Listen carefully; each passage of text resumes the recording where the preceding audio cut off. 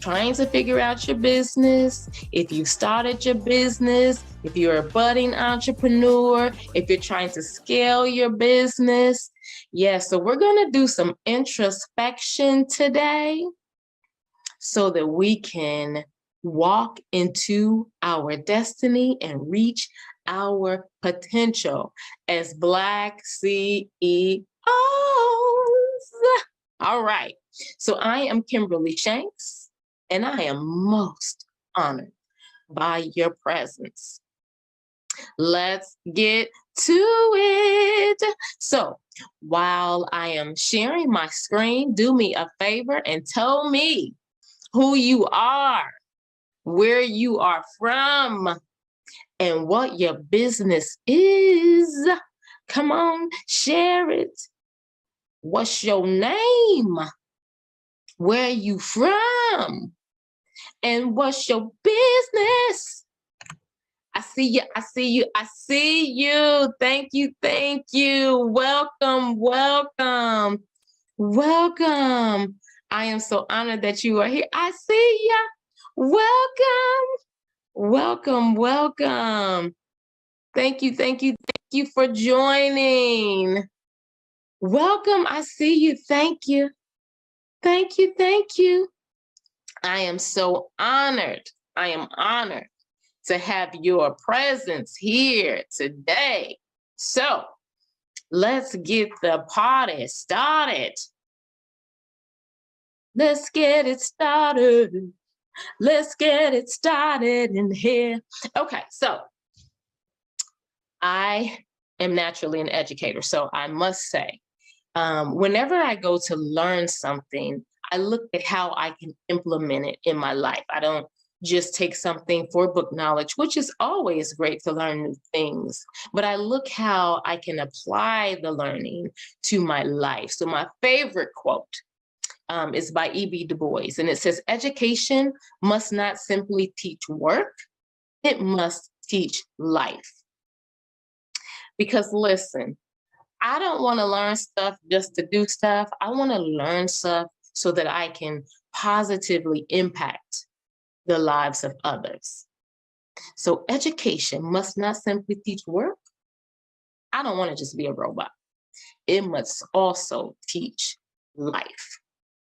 Who am I? Who am I? What are my experiences and what am I bringing to the table today?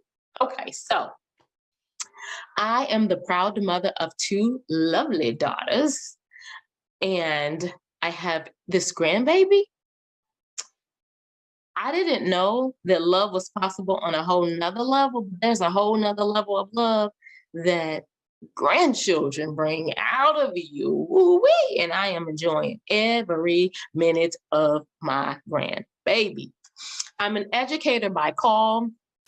I've been a school administrator. I've conducted cultural and curricular audits. I've provided professional development. I've been an advocate for diversity and inclusion. I've helped businesses and institutions to create both their strategic and improvement plans. I have assisted 2 businesses with branding. I have helped 3 additional businesses to launch. Oh, was that fun to see the freedom on the faces and to see people excited about their purpose. When I tell you it's nothing like it, it is nothing like it. So what do? I helped one business to create a whole new division. And so quarterly, I facilitate sessions wherein we match businesses with resources to help them launch, sustain, and thrive. I also assist a university to formulate and execute their marketing and recruitment strategy for a particular college. And I have a clothing line that honors the authentic history, because we already know our history is whitewashed, disrespected, degraded.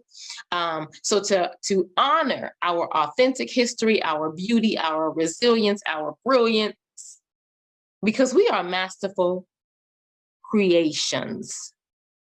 Yes.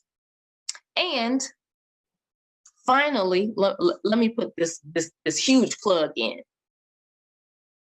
I don't care what your dream, goal, business idea, I don't care what you're trying to do or obtain, how much money you're trying to make, how much money you want to spend. If health and wellness is not on the top of your priority list, you're not going to be around to spend the money. You're not going to make as much money as you want because you're going to be tired, sick, fatigued. I don't want that for you. I don't want that for you. So we're going to take care of ourselves. Promise that you'll put self-care on the top of your list. Right next to that, I want to make this money. I want my business to thrive. You want your health to be optimal so that you can achieve those goals. Okay? So during the past 2 years, during what I call this purposeful pause, I did some self-reflection. Now, I am introspective by nature, but this really helped me put some things into focus. So I took inventory of my life. I looked at how I was making money, with whom I was making money, what businesses I were attached to, my relationships, the institutions that I was connected with, my circle of influence. I looked at everything. And I said, are you happy with the life that you're living, the people that you're connected to, the way you're making money, the jobs that you are connected to make this money? Are you happy? Are you fulfilled? And the answers were no, no, no, no, no, and no. I was doing things out of duty. I was working in spaces where I was not valued. My ideas weren't always respected. And my hair wasn't even honored. You know, Black girl magic differences. And so I decided to let go of things, people, institutions, and systems that no longer served me and were not beneficial. They were not healthy. They were not helping me to grow. They were sapping and draining me. And I was feeling sick. And I said, no, no, no, no, no. And so I always thought I was powerful. But after I inventoried myself and my life, I realized the depth of my power, and I realized who God created me to be. And I realized the gifts and talents that He had given me. And I realized what I was giving away for free. And I realized what was being taken from me. And I said, no, no, no, I reclaim my power. I stand in my power. And so the first thing I want you to say and to type into the chat is, I am powerful. Come on, please type.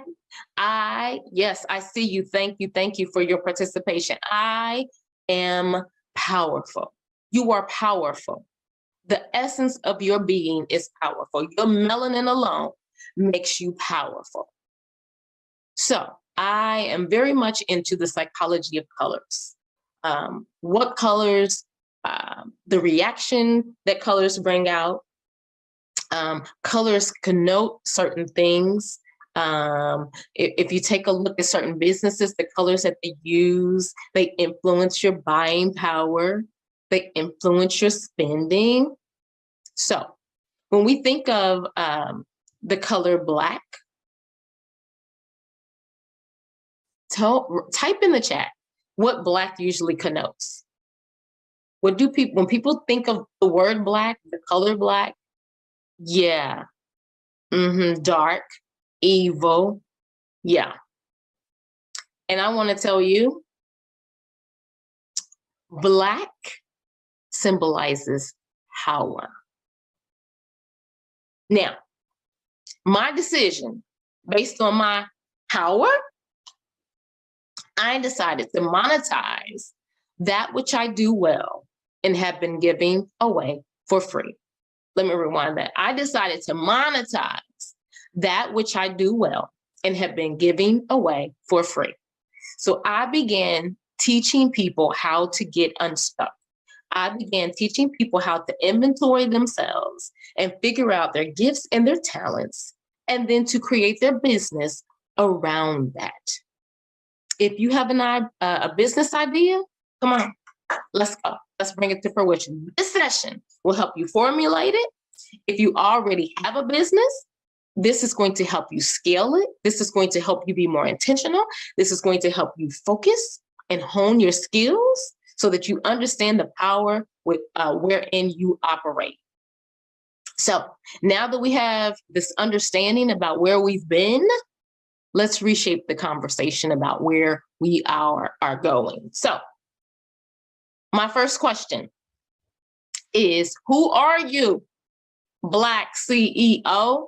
Who are you? And I hope your notebook and your pen is right here, because what you'll want to do, and I really hope you really participate. You're really authentic in this session, not authentic with me, but authentic in yourself, with yourself, so that we can grow and become the best versions of ourselves, so that we can be that Black CEO that the world needs and is calling for. So you, my brother, my sister, your melanin, your essence, remember, is what? Powerful. So let me ask you this. What do you bring to the table? What do you bring to the table? Think about it. What do you have to bring to the table? Remember, I told you during the purposeful pause, I did a very in-depth inventory of who I was and what I had to offer and what I could offer the world. What do you bring to the table? What do you have to offer the world? What are your gifts and talents? What have you been created to do? How will you impact the world? How will you impact this global and local economy? What makes you tick? What's your temperament like? Why did you want to become a CEO? So, what do I have to offer? What do I bring to the table? So I'm a problem solver by nature. So you bring me a problem, I'm going to research, find the answer, and I'm going to help you solve it. I'm a leader by nature. So I don't follow the crowd follows me, because I've shown myself to be a leader. So that's what I bring to the table. I'm a peacemaker. I'm a mediator. So I'm going to bring people together. I'm a bridge builder. That's what I bring to the table. What are my gifts and what are my talents? I am creative as all get out. I can design something. I can see something in my mind and I can bring it to fruition. You can give me your idea and I can make it happen. If you have something you want to do, I'm going to figure out how we're going to do it. We're going to bring that to fruition. What have you been created to do? I was created to impact the world. I was created to be a circle, a sphere of influence within my circle. I was created to encourage and to inspire. How will I impact the global and the local economy? Well, first of all, I'm going to scale my business so that I have employees within my community. How am I going to impact the global economy? Well, I'm going to make sure that my business is not only national, but global. So that means I need to scale it in a way that affects global economy. But what else? I need to make sure that as I spend my money, that our dollars circulate more than 8 hours in our community. That's how I'm going to impact the global economy. Now, what makes me tick? Doing those things that I love, honey, makes my adrenaline flow, or doing absolutely nothing at all when I get the chance. That's what makes me tick. Now, what's my temperament? I'm laid back. I'm an introvert who does extroverted activities because I have to. I am adaptable. So I can adapt to any situation. You can take me anywhere and I am comfortable. I know how to carry myself. I can go into any situation hostile or not, and bring the temperature down. Yeah, that's my temperament. Now, why did I want to be a CEO? I don't like working for folks. But not only that, I just knew that I had an impact that I'm supposed to bring to the world.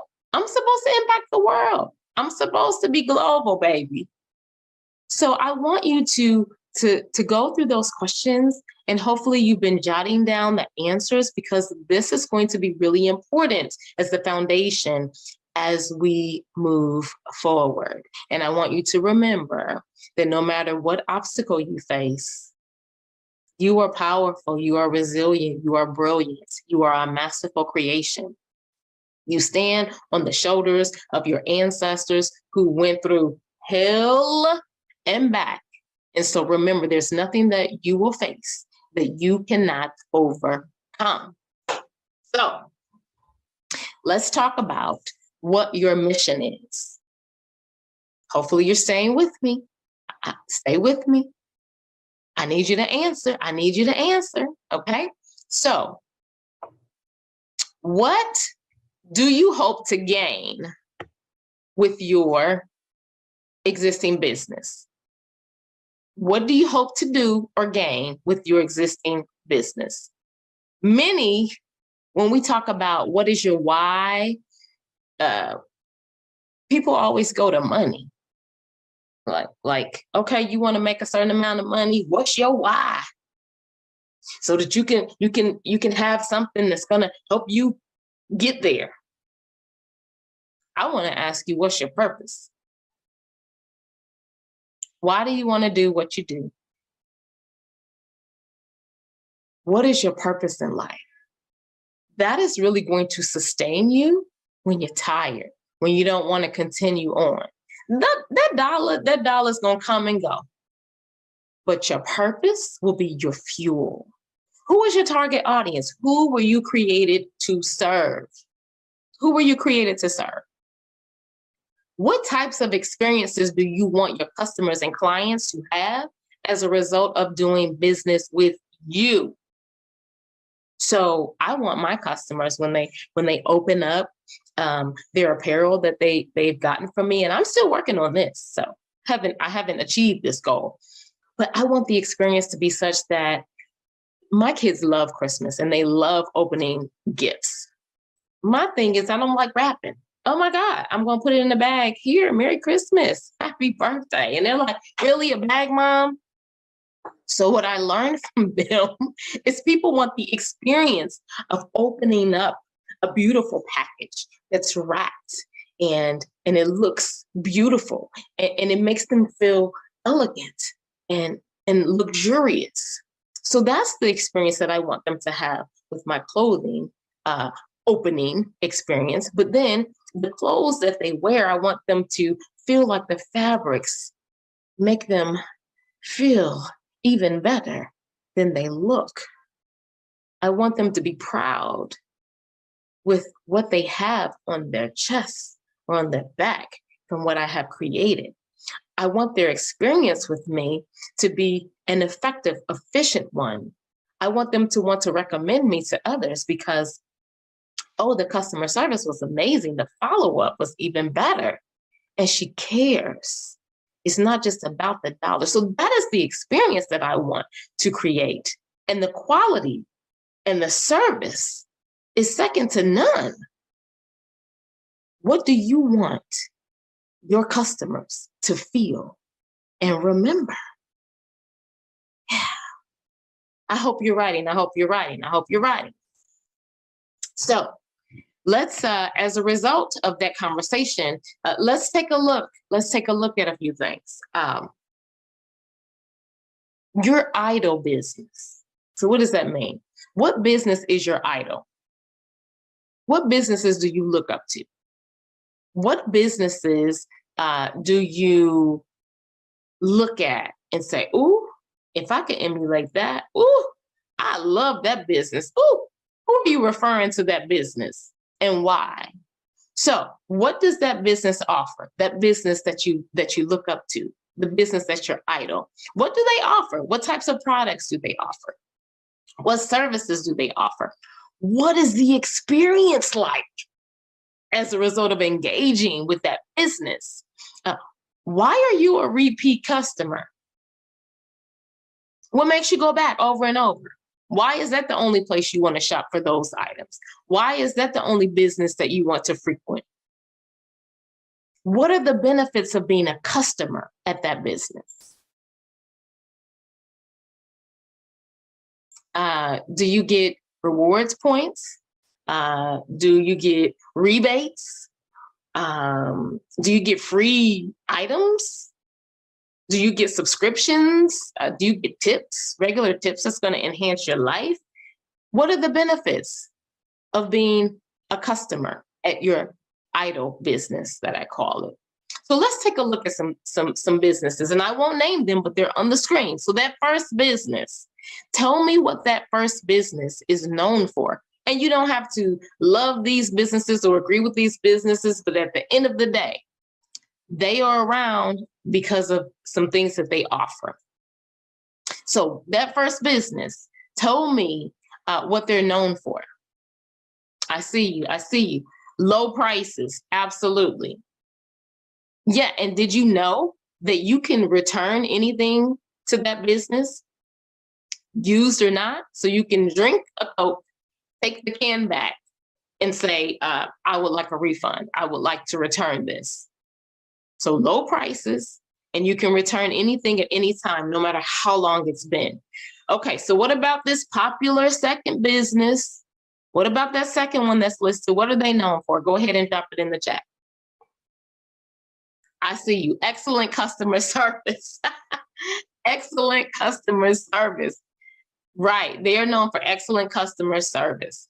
The other thing that, whether we agree with this or not, they value closing down, whether it's for religious reasons. On that Sunday, I have gone many a Sunday and said, oops, they're closed. I won't be eating this today.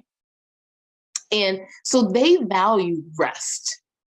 They value taking time, whether it's to worship, whether it's to have a day off where everybody's off.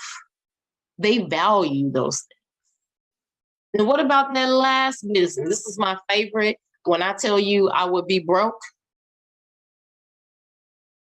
for this business, yeah, I'm broke. Okay, drop it in the chat. What are they known for? That's right. Bring me my package in 24 hours. I love ordering, sitting in the comfort of my home, and my things coming the next day. And I could get groceries the same day. Oh my goodness. So that is what they're known for. So do you see how we can think of a business, and right off the bat, you can tell me how it feels to do business with them, what they offer, the customer experience. Yeah. Yeah. You see what I'm getting at? That's what you want your business to be known for. Okay. Excellent customer service, the values, the experience, the customer benefits. Yeah. Okay. So we're getting somewhere now. Stay with me. Stay with me. Now, why is this in blue? Remember, I'm into the psychology of colors. So blue is a symbol of productivity. People are more productive in blue environments. So the question is, what are your strengths? So why do we need to know what your strengths are? Oh my goodness, I'm already in business. I'm getting ready to start my business. I know what I'm doing. Let's make sure. So what are your strengths? Why do you need to know your strengths? Because your strengths are what you do well. So your strengths, that's your blue environment, those are your expertise. Your strengths are what people lean on you for. Your strengths are what you are a master at doing. It requires no training for you. Just your natural ability, your strengths. What can you do with your hands tied behind your back and blindfolded? Those are your strengths. So your strengths. So in your business, as you're either formulating your business or you are trying to scale your business, if you pay attention to your strengths, those should be areas that should be operating efficiently and effectively. Pay attention to those areas. If those are your strengths, then those should be the strengths of your company as well. Okay?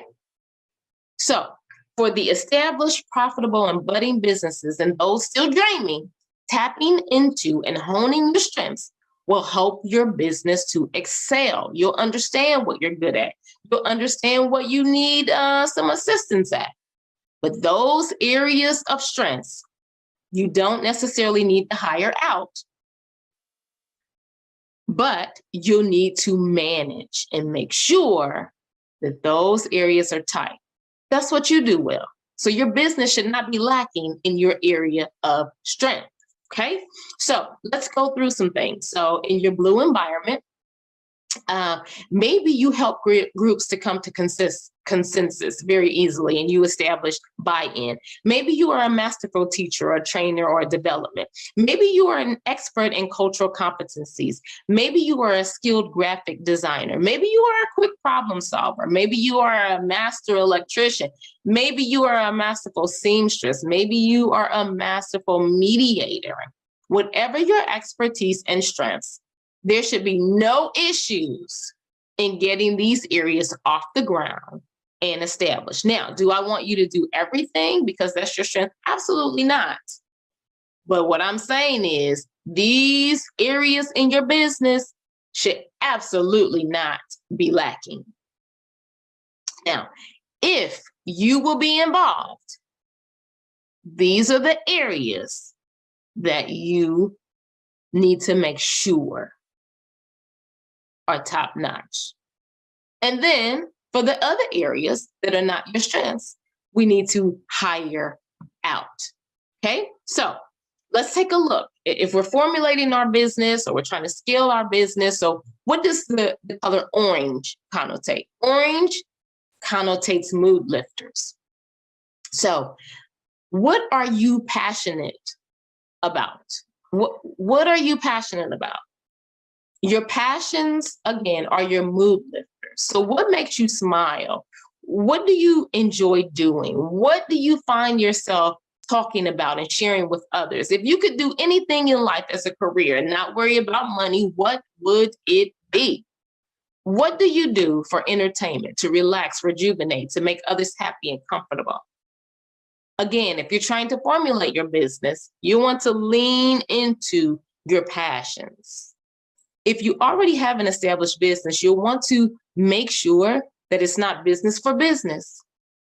You'll want to tap into your passions, okay? Because when you live in your passion, there is less chance of burnout, quitting, or being stagnant. You enjoy that space. So you are rejuvenated in that space. You thrive in that space. Use this place to launch your business if you're trying to figure it out, or if you're trying to scale.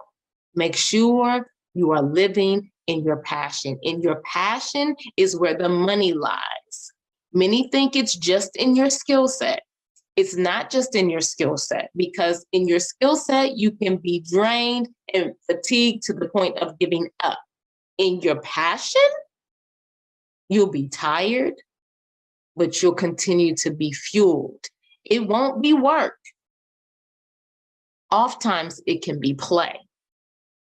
In your passion lies your bag of money. Now, we know what our skills are. We know what our strengths are. What are your areas of opportunity? You're not going to be great at everything, okay? So green, psychology of color. Green promotes restfulness and calm. It improves efficiency and focus. So these are most likely areas of stress, restlessness, inefficiency, and heavy focus because you do not know how to do them, okay? So these are your hire outs. These are not the things in the scope of your strength bag. These are not things you can do blindfolded. These are things you struggle with. Okay, so what are your areas of opportunity? What areas do you feel stuck in? You're like, I can't figure that out. Oh my gosh, I'm trying to scale this business, but this part I just don't get. I need help. Say it again. I need help. Say it again. I need help. I don't got it. Okay. So these are areas that you need to lean on someone else who has that expertise. Don't try to do it all. I promise you, you will not be efficient and effective if you try to do it all. And your business will lag in certain areas, okay? Because it's not your area of expertise, okay? So what areas are you clueless in? Oh my gosh. What areas do you have to lean on others or you need training? Okay. Your business and relationships are as strong as the weakest link. So the areas of strength could be the booming areas of your business. But those areas that are not your strength, they will tank. They will cause your business to be stagnant. Okay. So hire out. And you're like, I can't afford to hire anybody. Well, actually, you can. You might have to get a part-time job. Oh, let me say it again. I'm sorry. You might have to get a part-time job to fund your dream, to scale your business, because it's lots of things that go into it and lots of sometimes money that you may not have, but in order to get to the next level, you need more money. Now, you're like, I can't afford it. I'm not going to do that. So what else can you do? You can offer internships to college students or to other people who want to learn or are trying to learn. Maybe they're in school, mastering a skill that you need. Offer an internship. You're saying, I don't know how. I don't know how to put that together. I will help you. Offer an internship, offer volunteer opportunities. So I don't believe in getting to get. I believe when you give, you should pull someone else up with you. So internships are a great way for students and those who are apprentices who are new to the field or who are in the field but don't have enough work experience to get jobs in that area, for them to get experience so that they can go on and fulfill their dreams. So offer an internship, create an internship so that, one, you can get the work done that you need by someone who is an expert in the field, whether you can pay them or not. Give them an internship, because this will, in the long run, help them in starting their business or in getting the job that they are trying to get. Offer volunteer opportunities for those who already know how to do it and they just need volunteer hours. Like my daughter is a college student and she needed volunteer hours because she needed to get into the college of her choice. And that was one of the criteria. Okay. So you can't get a part-time job. You can't hire out. You can definitely offer an internship and volunteer opportunities. And I can help you with those letters of recommendations and even how to formulate those internships. Okay. So that's how you're going to take care of your areas of opportunity. You're going to hire out, you're going to offer internships and volunteer opportunities. Now, let's talk about those areas of opportunity. So maybe you need help figuring out your target audience. Maybe you need help securing government contracts. Maybe you need help with social media marketing. Maybe you need help with funnel creation. Maybe you need help with website design. Maybe you need help with grant writing. Your business and relationships, remember, are as strong as the weakest link. So the areas of strength will be booming, or they could tank. So hire out, internship, volunteer opportunities. So we've talked about your strengths. We've talked about your passions. We've talked about your areas of opportunity. We've talked about giving internships. We've talked about giving volunteer opportunities. We're going to write letters of recommendation. Let's talk about how your lifestyle impacts your business. We always want to focus on the money. We don't never want to focus on our health and our wellness, and how you being in optimal health helps you get to the goal. So, psychology of color. Orange is a mood lifter. I know that looks yellow, but I promise they told me that color was orange. So orange is a mood lifter. So when we talk about lifestyle, we want to sit in our mood lifters, because we don't want to get caught up in and bask in those things that go wrong. Always being pessimistic, always looking at how things aren't going right, always looking at all the food and the this and the that. So let's take a look at lifestyle, because it definitely impacts us as Black CEOs, entrepreneurs, parents, friends. It impacts everything. So the first thing we're going to talk about is diet. And by diet, I mean way of eating and your lifestyle. I'm not talking about starving yourself. I'm talking about your way of eating and your way of eating, which is a lifestyle, okay? I'm also talking about movement. So I'm not going to say the E word, because the E word tends to turn people off. So I'm going to say your movement. When we're talking about lifestyle, we're also talking about your mentality, your way of thinking. Is the cup half empty? Is the cup half full? These can make, break, or hinder your forward movement, your success, and your optimal performance. Your lifestyle, your diet, what you eat, your movement or the lack thereof, and your mentality. They all impact your progress in life. Okay, so let's get to this lifestyle. So let me just say, I am not a doctor. This is not medical advice. Please consult your doctor before changing your diet and eating certain foods, okay? Now, let's talk about this diet, this way of eating. I am not here to tell you what to eat. However, what you eat determines the following: your health, your weight, how and on what or for how long you get to spend your money.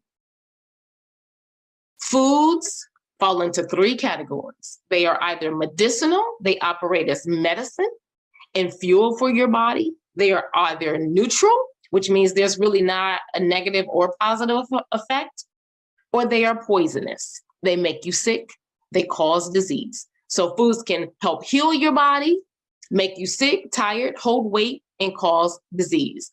These can make, break, or hinder your forward movement, your success, and your optimal performance. Okay, so we're still in the orange. Orange means what? Mood lifter. Let's talk about movement. Keeping your body in shape and performing optimally. Exercise, that word hangs folks up. So let's replace that word with movement, okay? Movement improves your strength, increases endurance, yields more energy, delivers oxygen and nutrients to needed areas, and it helps your body operate efficiently. It's very important that movement is a part of your lifestyle just as much as food.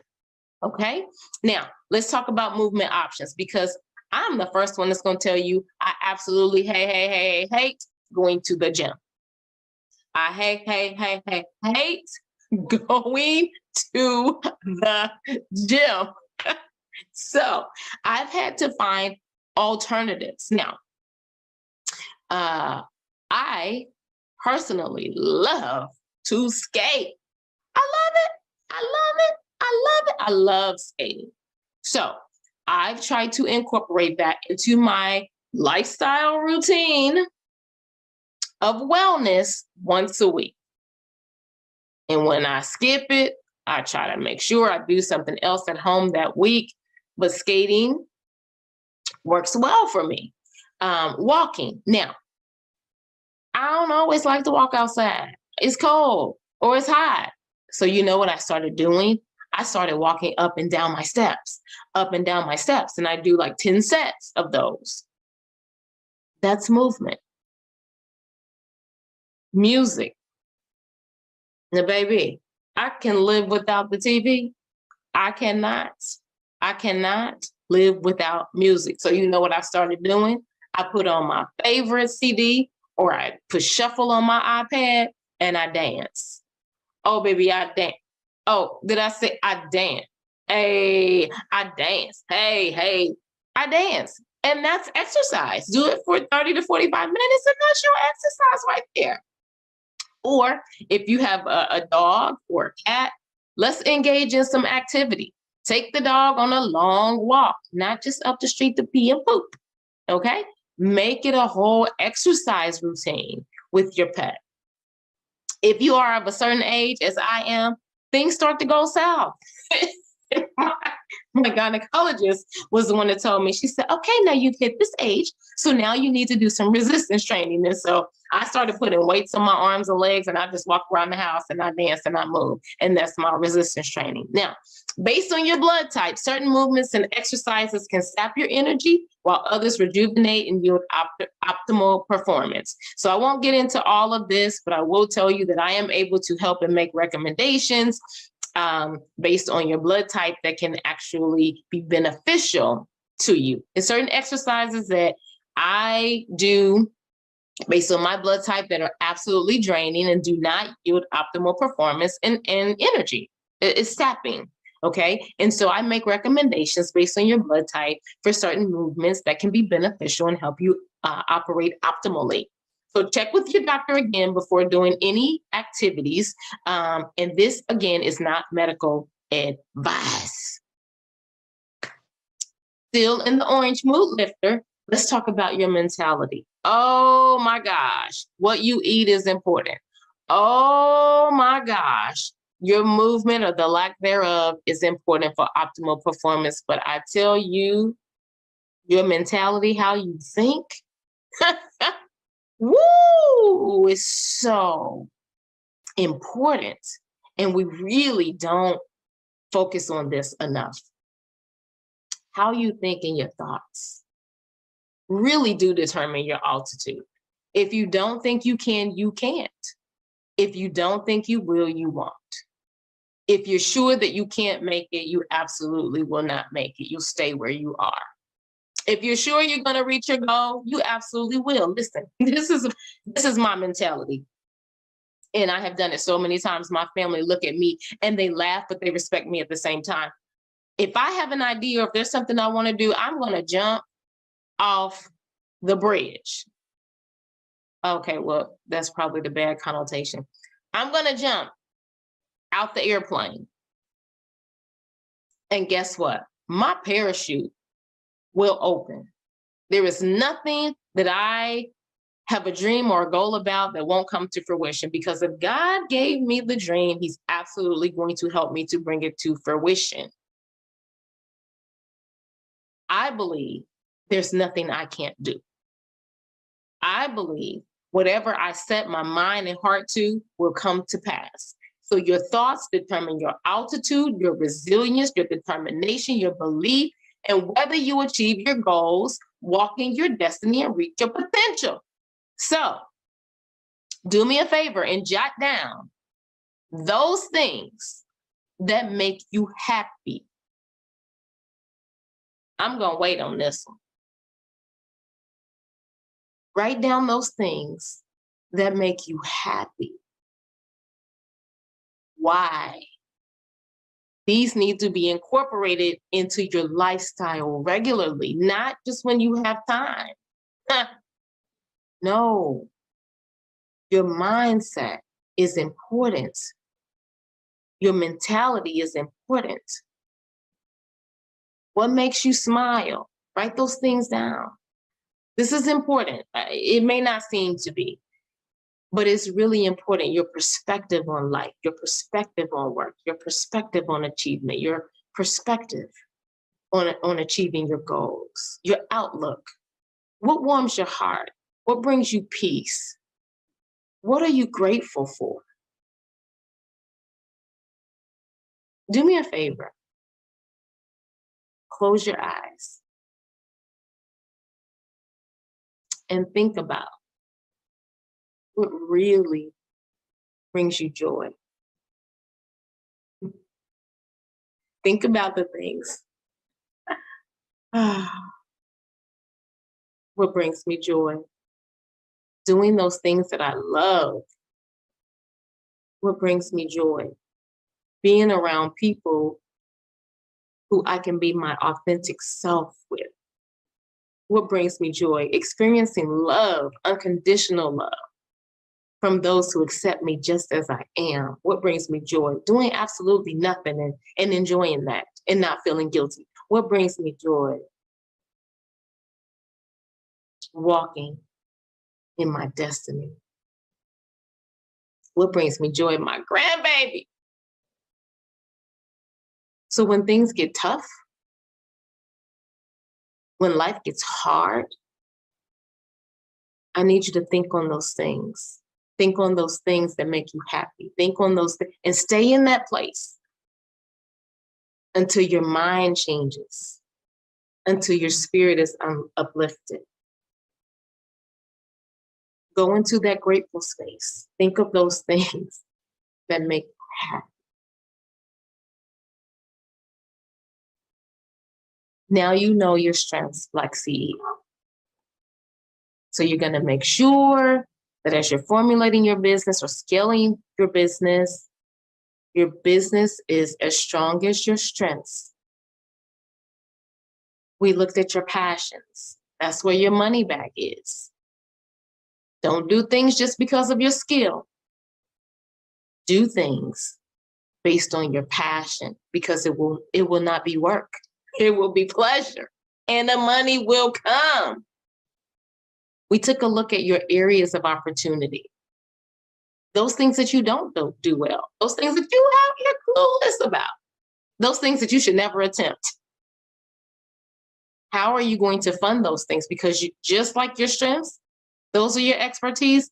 Every area of your business should be just as strong as your area of strength.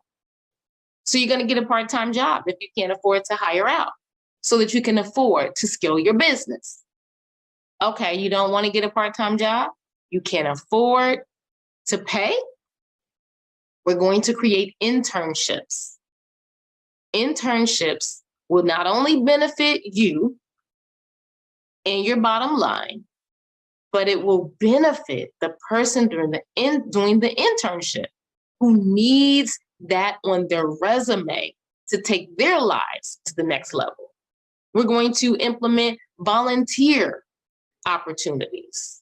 Those who already have the skill, who are just looking to help someone else.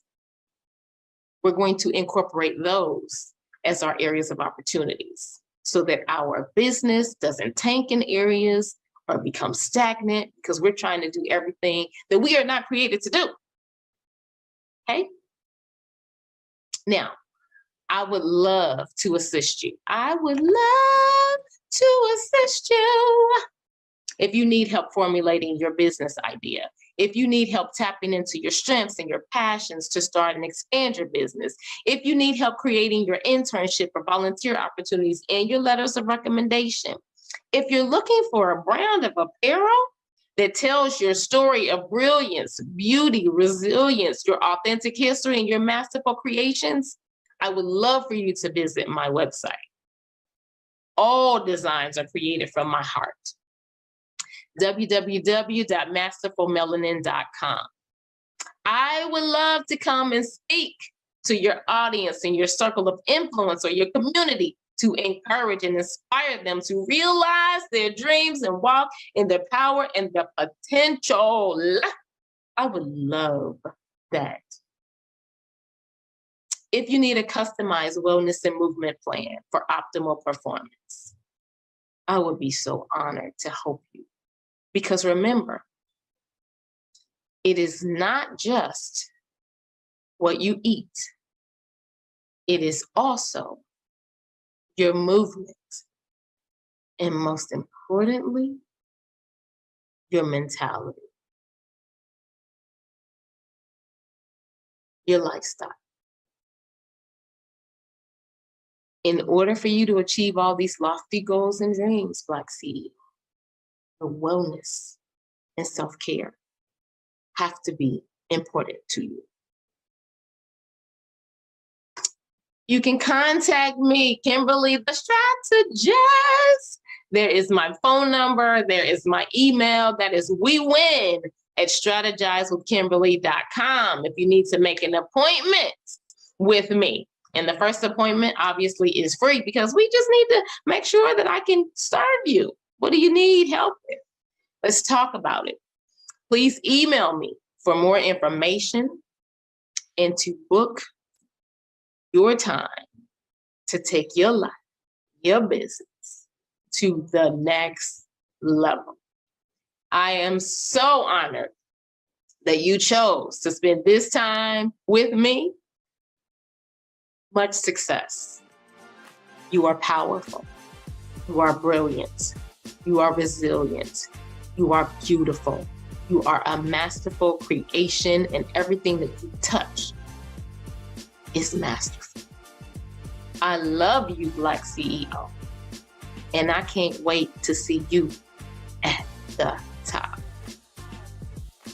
Thank you, thank you, thank you. I look forward to talking with you soon.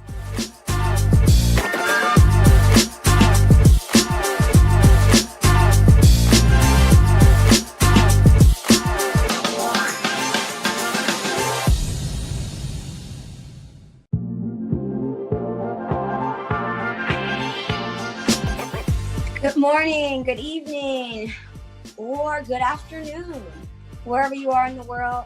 Thanks for showing up today, and I hope and pray and wish that you get something out of this and you are learning and always continuing to push forward. I'd like to, first of all, welcome you and say my name is Agina Simpkins. I'm originally from Chicago, Illinois. I now reside in Athens, Georgia for the past 25 plus years. And I have been in business for myself for the past 13 years. And recently I've went on a new venture and I started to teach people how to start their own business, which has been very exciting because my goal in the world is to help people reach their goals. So in starting this new venture, I came out, I tried to see what people really needed to get started in business. And what I've learned is they need simplicity. They need for it just to be easy. They need to learn and to know, how do I start right now? And what I've come up with is a couple of programs and some easy steps I'm going to teach you so you can do the same. Now, I'm also going to teach you how to make those changes and do those things by one, either using your own knowledge, teaching you how to get comfortable with yourself and the things you know about, and how do I make that lucrative? How do I make that a business? Sometimes we kind of doubt ourselves and think, oh, I don't know enough. I'm not an expert. Who's going to pay for that? Who's going to believe me? Who's going to watch that? There are a lot of people who are just like you, who are just starting out. Everybody doesn't start out as an expert. So when you teach something, you're helping somebody make their dreams come true faster. If they get to the point where they no longer need you, or now they need an expert, then they can go on exploring and they can go on from there and make other decisions later on. But right now they need you, they need your ideas, they need your concepts. And I think most people always start to, sorry about that.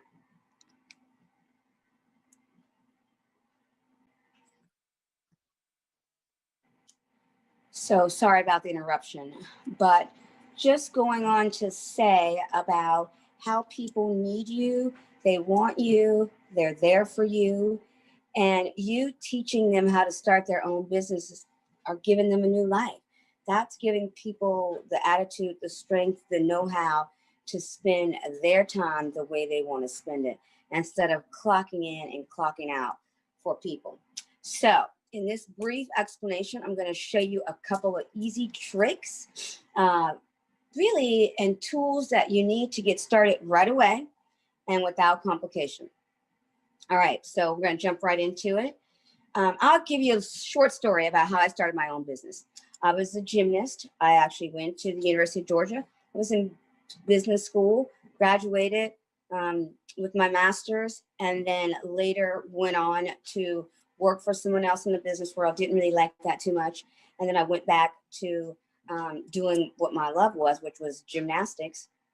And I worked for somebody in a gym for approximately 15 years. And then shortly after that, I started my own business. I've been in business for the past 13 years, but I remember when I was getting started, how many people doubted me and said, oh, I couldn't do it. You don't have the money, you don't have the finances, you don't have the brick and mortar, you don't have all these things that it takes to get started. And what I started to think, and what I teach as well, is how could I do that and start in the most simplest way, but get started? So that's what I did. I found a gym, a facility, a place that already had all these things that I needed to get started, and I rented space for them. So I basically took on a monthly lease from a place that was already in existence. And then all I had to do was bring my own girls in, and that would help fund my space. Now it's 13 years later. Oh my gosh, in business for quite some time now. And I started off with nothing. I started off with the idea, which is what I teach you how to do. You start off with an idea before you become prosperous, but you have to start somewhere. So number one, everybody says, oh, I don't know anybody, or I don't have a website. Let's start with that one. I don't have a website. So I'm going to teach you a couple apps. The one app is called uverse.com, and you can do it on your phone. So you might not even have a computer. Say all you have is a phone. You can go under the apps and put in uverse, and it'll show up this little app, and it'll say free website hosting. Once you get in there, it gives you a website, a name, a domain that you can actually send people to so that they can see that you have a website. And it probably takes about 5 minutes to put up, and you can do it all on your phone. If that's hard for you and you think you cannot do that, which you really can, it's a couple drag and drops, and you just take a picture, and then they actually already have like templates that you can actually use to see if you like it or not like it before you put anything out there. So keep that in mind. You can play with that site for a little bit, even if you're not really super duper savvy with technique or technical issues or implementing anything. It's about really using a picture and then typing what you want underneath that picture. Everything is really easy and self-explanatory, and you can also get help. If you also go under the app, there are a couple other hosting sites where you can get free domains, free website hosting, and you can just go under there and look under the app. I'll give you more later on. If you go later on, we have a workshop where I can go a little bit more in detail. I'm trying to just give you some things that you can walk away with today and get started.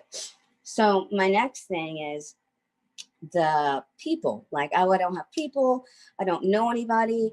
I don't know anybody who would do this with me. I don't want to ask my family. I don't want to ask anybody else. Okay, totally understand. And sometimes you don't even want to really tell people until you really get into the groove of doing things.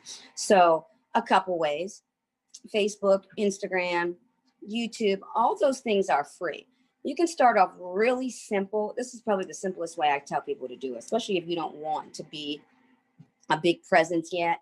You just want to know people who are doing what you're doing, who are liking what you're doing, who are already into it. Just go on, friend them, make some comments, actually give a little feedback about your knowledge. And then eventually you're making friends, and then you can say, hey, I can send you to this website. And then you send them a link to the website when you feel like that's comfortable enough to do. And then people will start talking about you, and then other people are going to see your website, and then they're going to automatically start to go over there. That's probably the easiest way. Jump on somebody else's ideas and what they're already doing and show good response. And you have to show that you're concerned and you really are an avid person in this field, and you really want to learn, and you really are here to teach, and you really are concerned about their needs as well. They will follow. They will enjoy. If they're getting messages and knowledge and they're learning from you, they're going to keep following you and talking to you. So that's one of the things I wanted to teach you. And the last but not least is I'm going to tell you and I'm going to teach you how to take action. We always commit to something and then we don't really commit to it. We always say we're going to do this, I'm going to do it this time, and then we don't do it. So I'm going to teach you how to commit because you have the courage, you are capable, and you are competent. I'm going to teach you how to stay committed to the simple.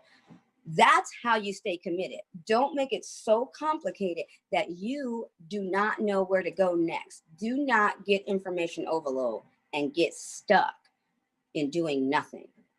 So I'm going to teach you how to start really easy by getting you a little website, getting you a couple followers, and then getting a product, a niche, something you really like that you can just first start teaching people only information.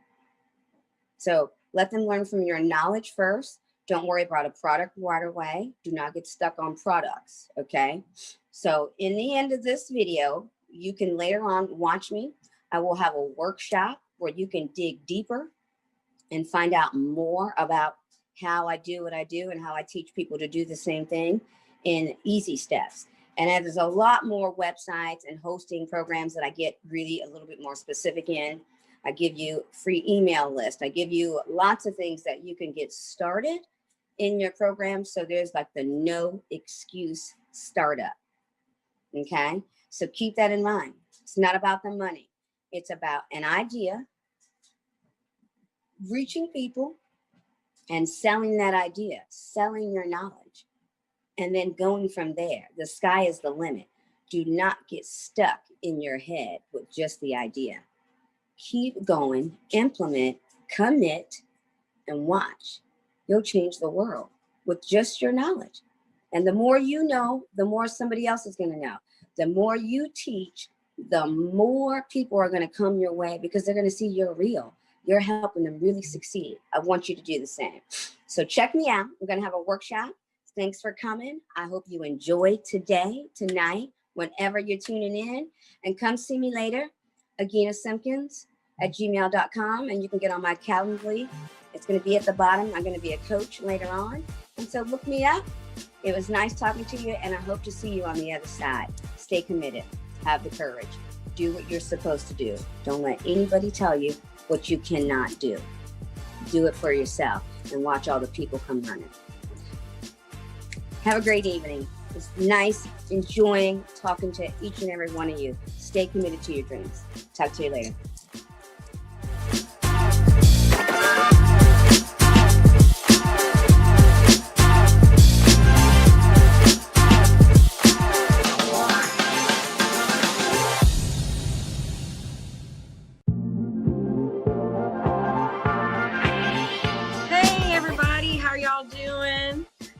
I actually just want y'all to get relaxed, get comfortable, because I'm actually about to take y'all back, way back to 1996. Now, imagine getting a phone call from your dad. Mia, Mimi, answer, turn on the news. I believe that's JR. So I turned on the news, looking at from helicopter view, a car being pulled out from a ditch. And the moment that I saw that car, I knew exactly that was JR's car. I got quiet. All I could hear was my dad saying, Mimi, I think JR's dead. You need to call your mom and let her know. Didn't know what to say. I'm like, okay, praying. So I picked up the phone and called my mom. I could hear the phone ringing. Walgreens Pharmacy, this is Shantae. How can I help you? I said, Mom. She heard it in my voice. What, Mia? I said, Mom, I need for you to sit down. What, Mia? Mom, please sit down. Mia, just tell me. Mom, JR's dead. Phone just drops. All I can just hear is screaming, oh, Lord Jesus, why? Lord Jesus, why? Everything just changed within that moment. My mom, my dad, they didn't know anything about life insurance. That burden actually fell down on me.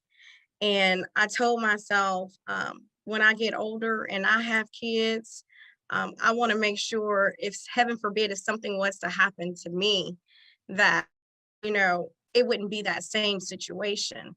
So that is why I'm so passionate when it comes to life insurance and educating people to understand what life insurance is about. So my why is the picture right here in the corner at the top. That is Glenn White, AKA JR, my brother, who I love and who I miss still to this day. Under that are my kids. The one in the middle, his name is Glenn White. Yes, my oldest. I named him after my brother. Next after that is Jonathan Risher and my little mini me, Mia. So this is why I do what I do when it comes to life insurance. So let's bring back the life and life insurance. And just to educate you, for you to understand what life insurance is truly about. So the biggest problem is people is avoiding that financial conversation because they know if they have it, they got to do something about it. So let's just might as well go ahead and have that so we can do something about it.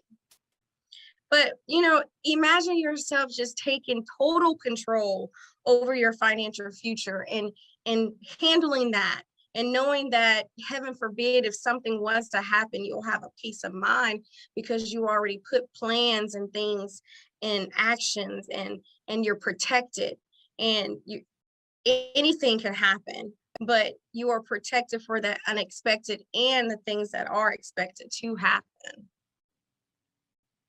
So I'm your girl, yes, Mia White. How y'all doing?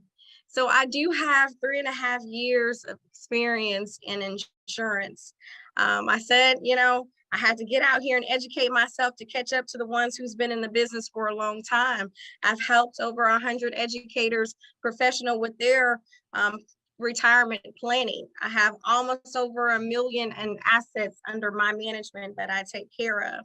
And I have placed 1.4 million in life insurance.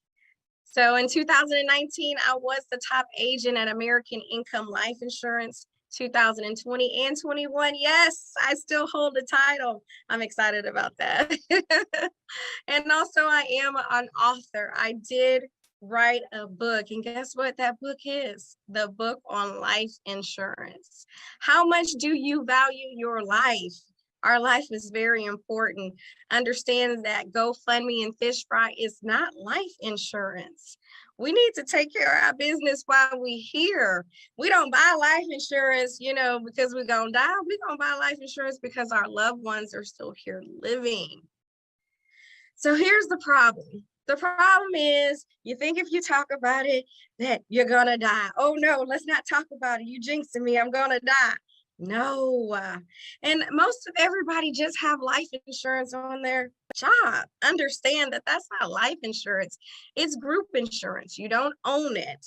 Your job owns it. So heaven forbid, if your job say you're fired, guess what is fired?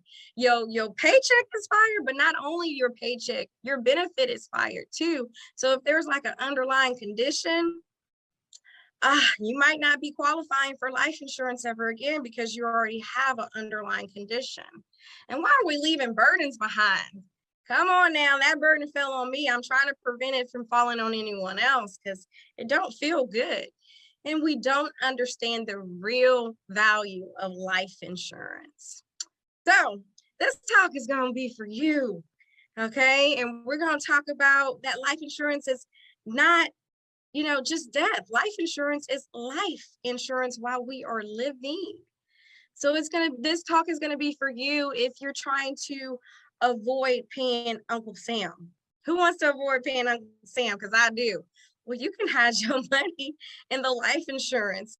Tax-free. Uncle Sam can't touch that. That's one of the vehicles that he cannot touch while your money is accumulating and growing. So we are going to learn that life insurance is what it is, life insurance and not death. So there are 3 different types of life insurance. We have term policy, we have traditional whole life, and we have universal life. Term is like car insurance. So say if you bought a 30-year term, heaven forbid, if something was to happen to you within those 30 years, we'll speak on death first. If death was to happen within those 30 years, guess what? Your beneficiary will reap that policy. Or if life was to happen, you're able to pull money out of that policy. Okay, so on the 31st year, if you don't reapply or convert, that policy is over and you have to do it all over again.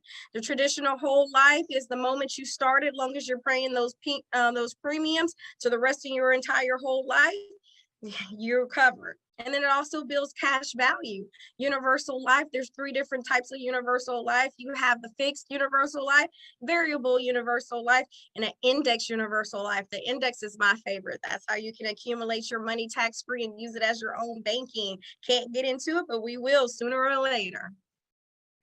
All right, so you have the old gym versus the new gym. The old gym is like the little flip phone versus the smartphone. It comes with death benefits, cash value, retirement opportunities, AD&D, accidental death and dismemberment, comes with the cancer, terminal illness versus the new gym. The smartphone, it comes with life protection where you can max out your cash value.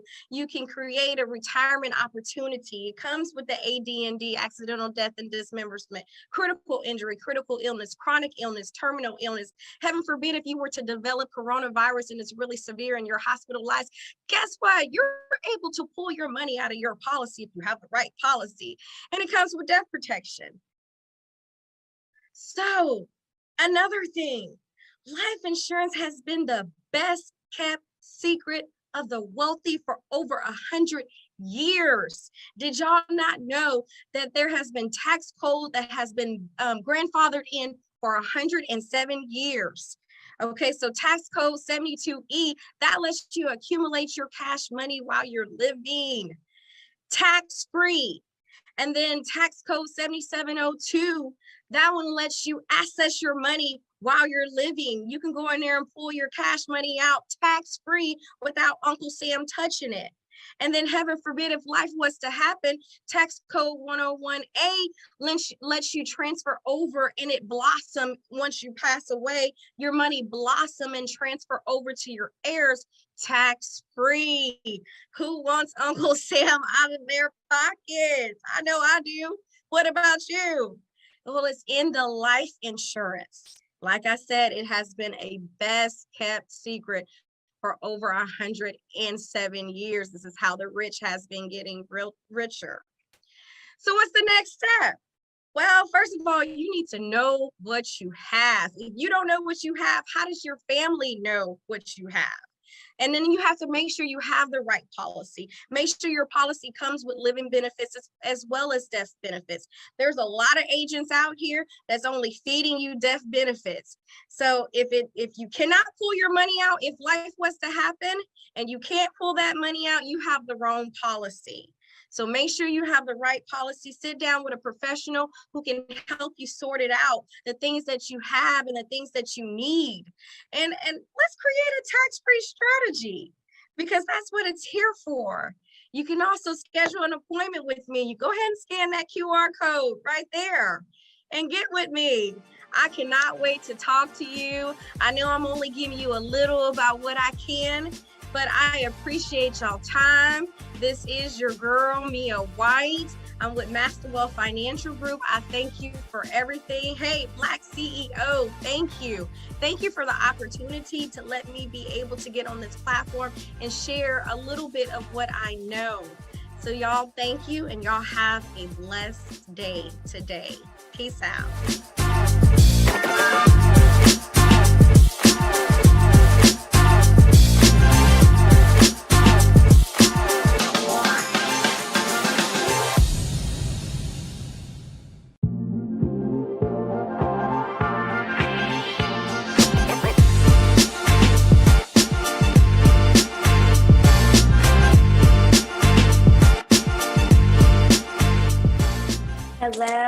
Hello, everyone.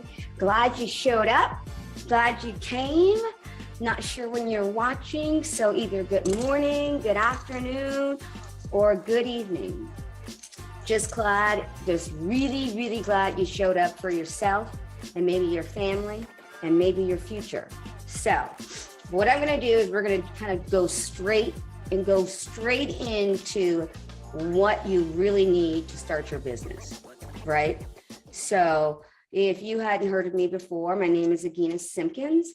I'm originally from Chicago, Illinois. I now live in Athens, Georgia for the past 25 plus years. I started my own business about 13 years ago, and that is called Imagine Gymnastics, where I coach gymnasts in classes and all that fun stuff. I was a gymnast ever since the age of 2, just to kind of give you some little backstory. And now I teach people how to start their own business from my experience and how I started. So just to kind of give you a little bit of a backstory, I started gymnastics when I was 2 years old. I went on to be a fairly good gymnast, went to college on a scholarship, which people said that wasn't going to happen. All the things that people tell you can't do, I end up doing anyway. And eventually, like my senior year, when I was going to be having to decide where I was going to go, I had to make some really hard decisions. During that time, I had to decide, was I going to stay at home and try out for the Olympics in 1992, or was I going to go to school and just pass on that opportunity because it was time for me to graduate and to move on to college? So people were suggesting maybe you should stay back and,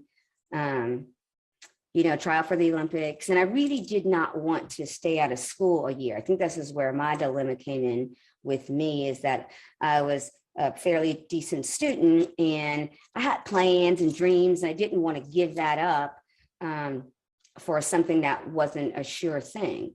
But I think that's where I start to learn that you will not get to the places you want to go without taking chances. All right. So long story short, I ended up doing both things. I didn't make a choice. I've actually made my choice based on what I thought I could do. So I went to the University of Georgia and I competed for them for their season. And then when it was time to compete for the United States of America, I went back to my gym and trained with my coach for a couple of weeks. And then I had to basically all go through the system. And I tried out. I had to go to all these meets to qualify over and over and over again. And in fact, I really made it to Olympic trials in 1992. Now at Olympic trials, that's a different story. It didn't come out so well. And I just didn't do what I thought I would do there, but I have no regrets because I tried it. I did what I wanted to do. I had a plan. I set out on that plan and I executed. And that's why I'm here now. So I teach people how to take risk, take small risk, but take a risk. Jump out on faith, jump out on yourself and choose better, right? And listen to both sides of the stories and then make a good conscious effort based upon what you know.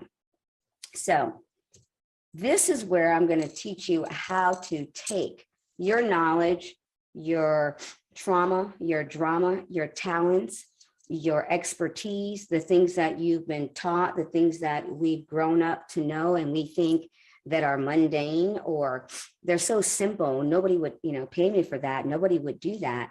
They will. Everything that you know, somebody is only one step ahead of you or behind you. So do not think you have to be an expertise in your field. Okay, that's where we get stuck also. You don't have to be an expert in gardening. You don't have to be an expert in teaching people how to screw something in the wall. You don't have to be an expert in furniture making. You don't have to be an expert in a product. You just have to know what you know is valuable and that you're teaching somebody and they're learning from what you are putting out as content. So let's start with, what is my product? What am I selling? What do I have that people want to learn from me?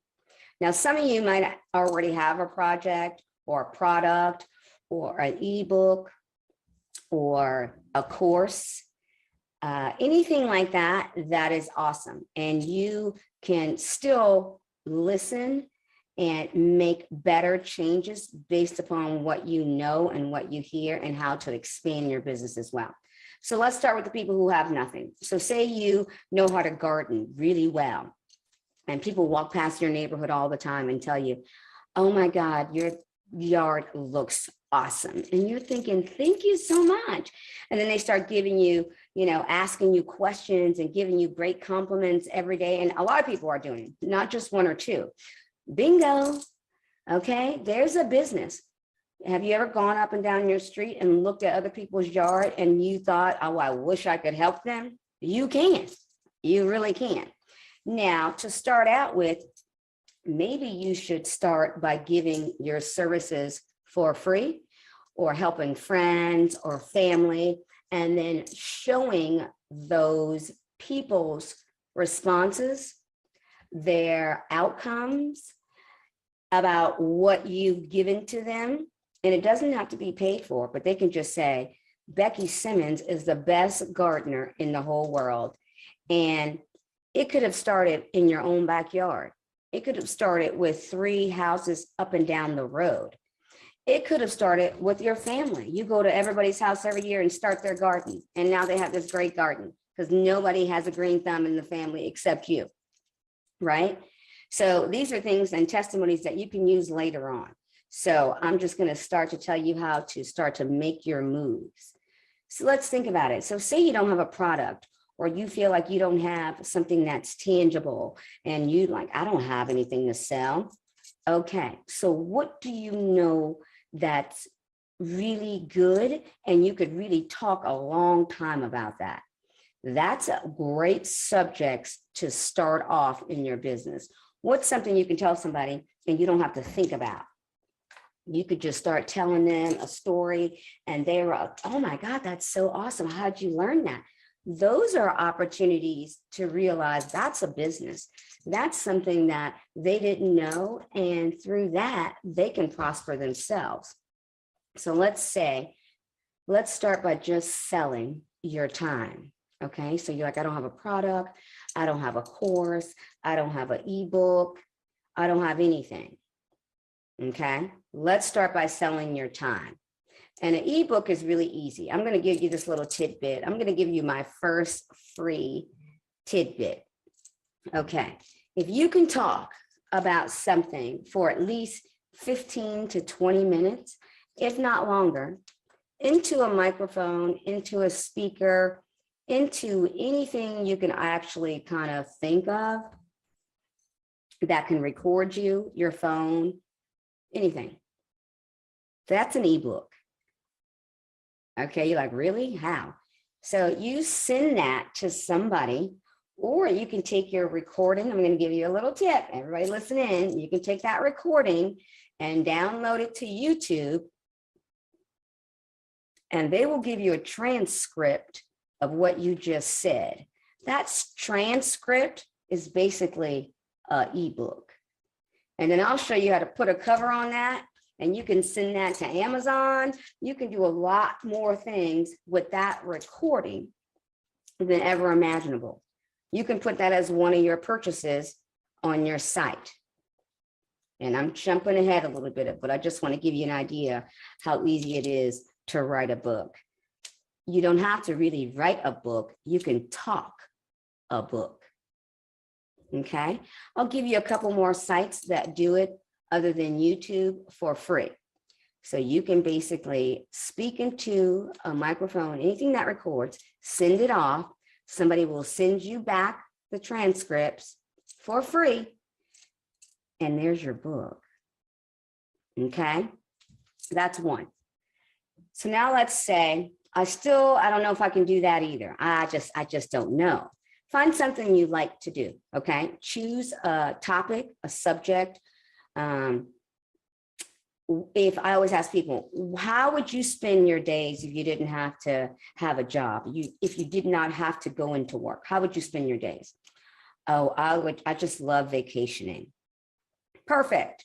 So now you need to look up and find vacation spots, vacation destinations.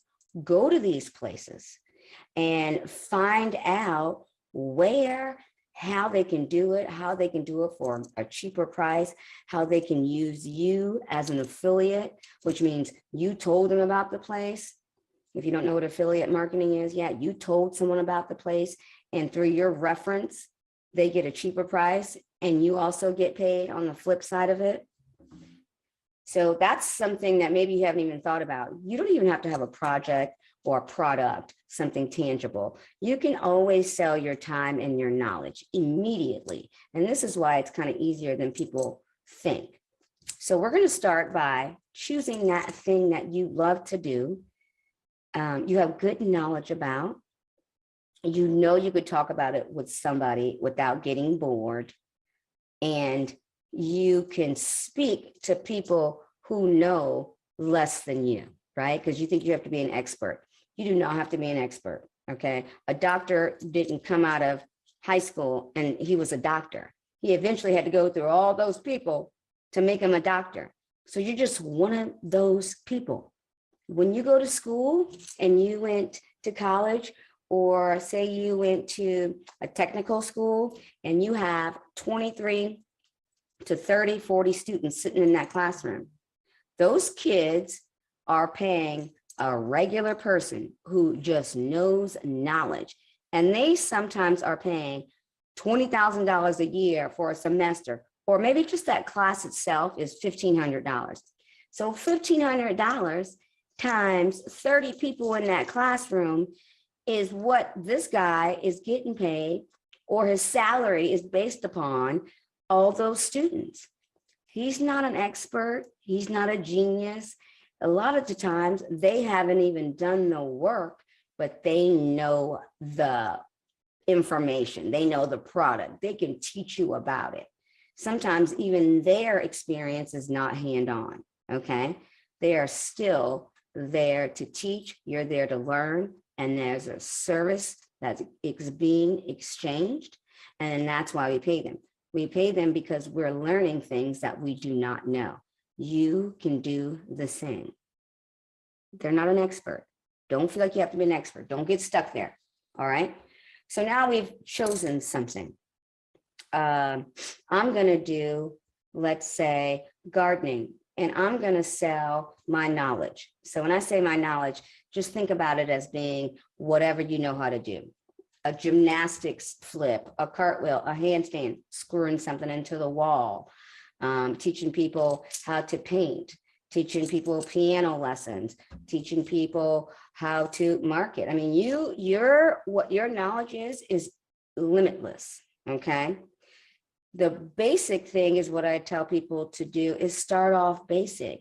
Don't start off so far that you lose a lot of people or you never even get started, okay? So now we have a product or an idea or a thought or our knowledge or an experience, okay? Maybe I didn't go over experience really well. Your experience could be, I was a single mom. I raised 5 kids by myself. How did I do that? That's an experience. Do you know how many people want to know how to raise 5 kids by themselves and not go into debt and maybe not be on government funding, and how they still was able to grow and show 5 kids how to love, live, and find marriage again? That's an experience. Or what you went through. I had a hard time dealing with whatever. I don't want to get into a specific thing. So I had a hard time dealing with this divorce. So let's say divorce. And I went through a divorce and I taught myself how to co-parent. And that really is somebody's actual thing that they did, is they have a course out showing people how to co-parent and not how to argue, and how to actually come to resolution and not have to be different people when they go to different houses. So I can act this way with my mom, but when I come over to my dad's house, I have to be this way. We want to only have kids who need to be one way, and that's the right way. And she's doing awesome, okay? So think about that as an example. What's something that you went through that was your experience that you could teach somebody how to not have to have the drama, the trauma, and maybe you had that first and then you found a better way. So tell them your story too, okay? Tell them your story, how you made it through, how you are here now, today, prospering, and how your kids are doing well.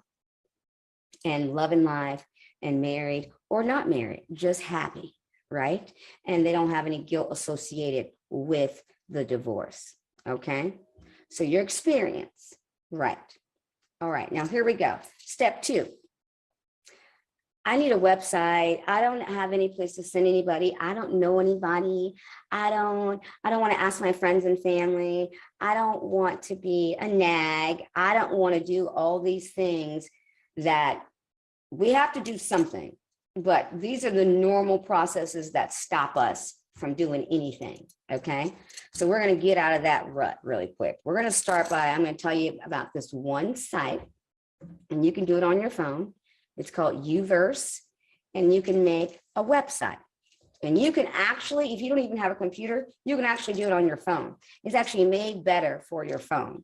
And all you do is go to the site, and it's an app, and it's Uverse, like U-V-E-R-S-E. And you can download it to your phone. And then you just say the title of your business, whatever you like. Gardening by Becky Simmons. And that's your title. You can actually make it a domain as well. You can do everything on this one site.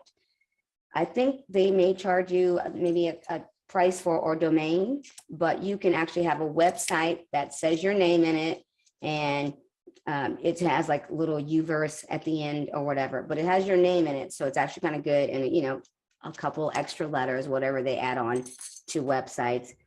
And then you could actually take that link and turn it into another URL. You can go to Tiny URL and make that link whatever you want. Or you can actually go to GoDaddy.com and buy a domain name and connect it to this website, which is free.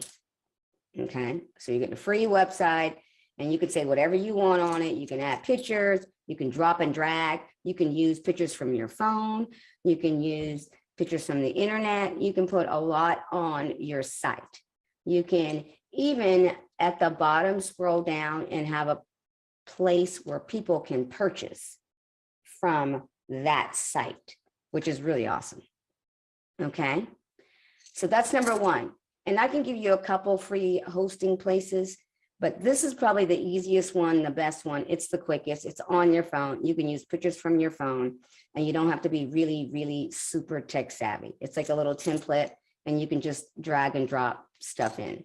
And they also have generic pictures that you can use. So don't think, oh, I got to have, where am I going to find pictures and things like that? They have generic pictures that you can use too, and you don't have to have a lot of pictures. You just have to be able to type in some stuff and tell people what you're selling, what you're about, you know, a normal website, okay? But it's free. Now, part 2 is, this is another way to not have to bug family members, friends, things like that. How do I get people? How do I know people? How do I know people are interested in what I do? So this is where I tell you the easiest thing is Facebook, right? There's Twitter, there's Instagram, there's all these social media things out there, but I still think Facebook is the easiest to navigate and look through. Now, Facebook has gotten harder with doing other things, but you can still keep Facebook simple in the beginning. Let's keep it simple. We're trying to go simple. So if you do not have a fan book, or I'm saying, let's start over, a Facebook page, start off with a Facebook page, and that's just yourself, your name, you know, where you live, the vicinity. You don't have to be exact. And what you do is always good to know. And, you know, a couple pictures of, you know, whatever. If you don't like putting up for yourself, put up still shots of people, family, friends, whatever you like.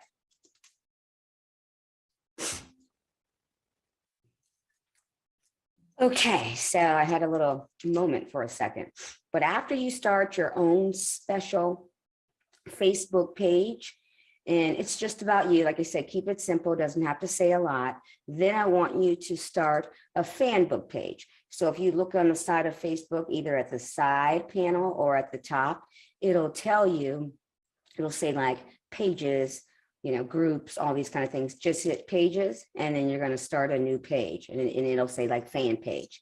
So you can start there and make a fan book page, and that can be something geared towards your business. Again, like Becky Simmons Flowering. So something where they know it relates to you, or it relates to what your business is about. Okay, so don't have a random, I don't know, that would be good. Something that's just random and I don't know what it is just from the title if I'm scrolling. If people are scrolling and looking for things about gardening or working out or tennis or gymnastics or business or entrepreneurships, you want to make sure you come up in that search. So use a name that will show up when people are looking for the type of business you're in. So don't make it so random that I don't know what's going on. Okay, so you're starting with the Uverse, right? You're going to start like a website so that you can send somebody places. And then you're going to start with the Facebook. And the website really is just to kind of see, what you do. It's a better explanation. They believe you're a real business. And then even at the bottom of the website, you can have them purchase something or send them somewhere so that they can purchase something. Or you don't have a place to send them. Okay, so that's the next. I don't have a place to send anybody. Okay, have them call you, have them email you. That's a place to send somebody. Okay, don't get stuck there, because that's the next thing we do. Oh, I don't have anything else. Okay, so you made a free website and you have an email. And if you don't, go to Google and set up an email account. And you basically have a phone. So if you can have an email and a phone, you have a place to send somebody. But you also have a website where they can see that you're kind of a legitimate business.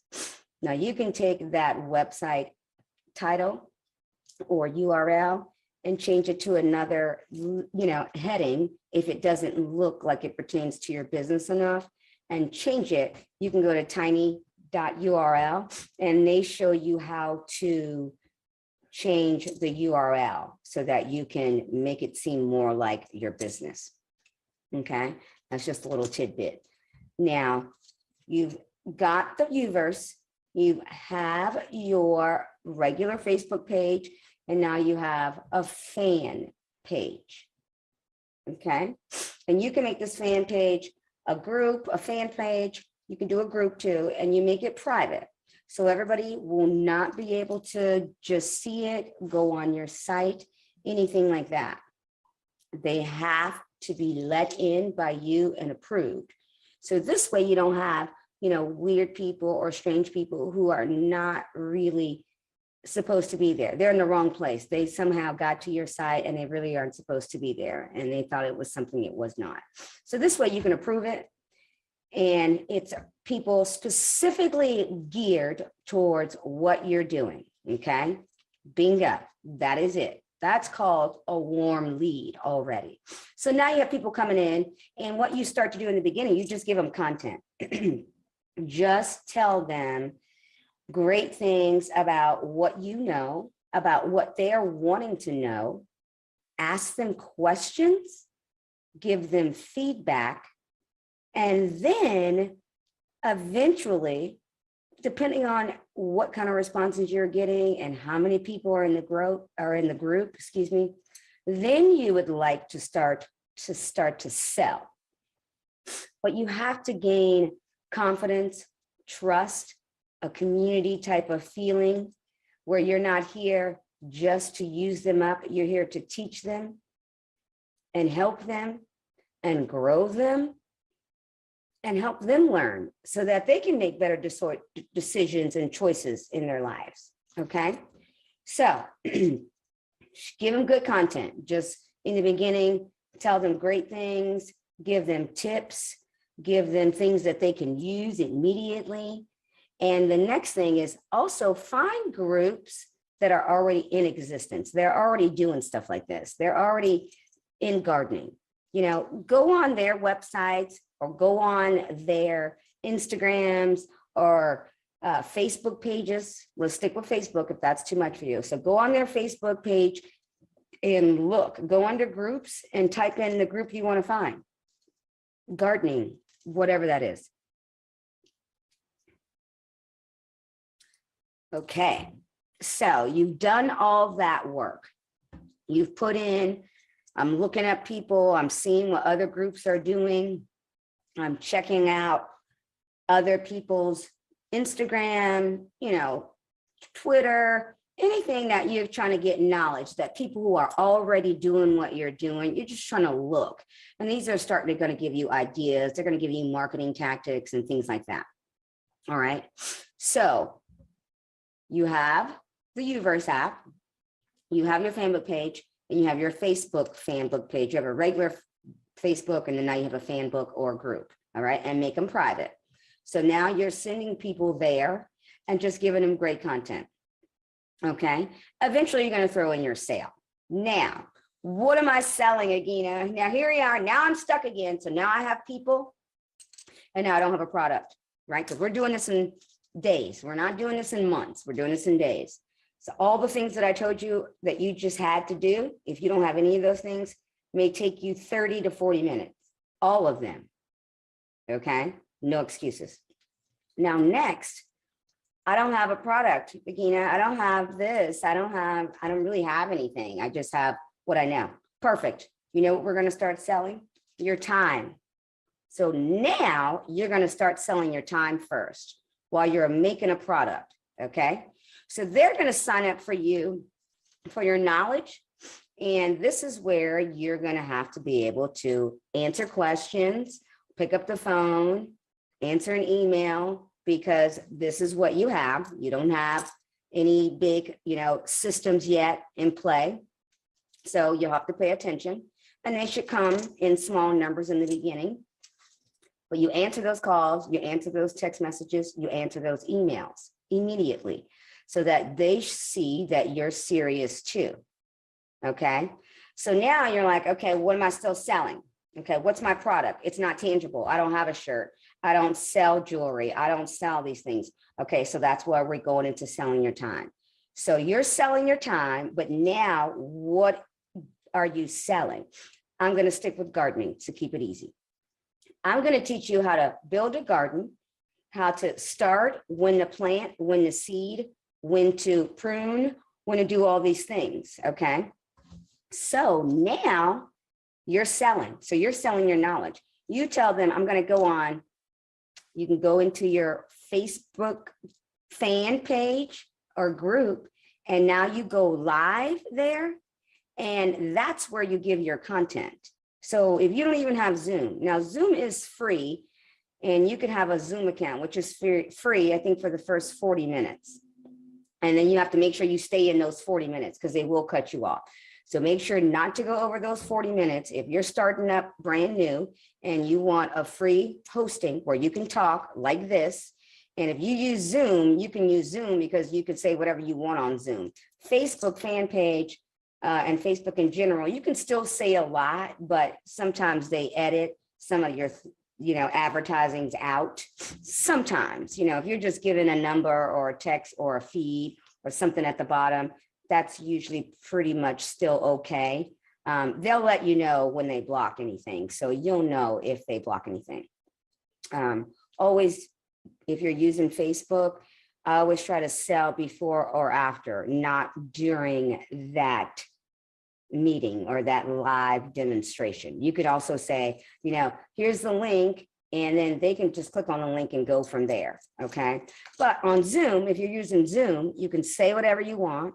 You can have them use you, email you, text you. This is where, if you don't have any kind of merchant services, this is where you can maybe use Cash App or Venmo. I don't necessarily suggest that because it's not as professional as the rest. But if you have to use something where people can send you money, I feel like that's the easiest. Venmo is usually rated a little bit higher than Cash App, but whatever people have and they want to send it to you, that's a good way to get started. Okay. You can also go to calendly.com and sign up for a free scheduling where people come in and they can go to you, call you, text you, sign up for your time, and you can put your time. Now, Calendly is pretty savvy too. It's free also. You can always upgrade so you can do more and you can have different projects open. Now on Calendly, you can sell as well. So that's a good place to put your, basically my session for 15 minutes. So now you're selling your time, right? So my session for 15 minutes is $15. My session for 30 minutes is $25. My session for an hour is $45 to $60, right? So you're giving them all the content they can take within 15 minutes, 30 minutes to an hour. And you can say 45 if you like to, but you're giving everybody the increments that you believe they can afford or they can pay for. And since you don't have a product, you're just selling your time. So you have to make those scheduled calls. And that's why they go to Calendly, because now you're sending them to a place, it's free, and they can sign up for your time. So that's what you're selling in the beginning, is just your time. So now, yay, I have a product. It's you. You're your product, you're your brand right now, and you can get started. So they go to Calendly. You have to make little boxes of what you would like them to be able to sign up for. I would start off simple, maybe 1, 2, or 3 options. And then in those options, you set a price. So even before they go to the Zoom meeting or your Facebook page or fan page or wherever you're going live, they've already paid for the purchase. So you don't have to say anything about money during those recordings, okay? You can always add something at the end. If you want further knowledge or if you want more information, go back to my Calendly and schedule an appointment with me so we can talk about what's next for you, okay? Start with just giving them a place to go after they've learned what you've first offered, okay? You always want to say, what's next, what's next, what's next? And you make what's next based on what they're asking you. Now, this is the other part. When you are actually doing the videos or the live feeds or the Zoom calls, you have to record yourself, because this is going to be your marketing strategy, your marketing genius. So now you have recordings of your teachings. So now I have a course I'm going to make.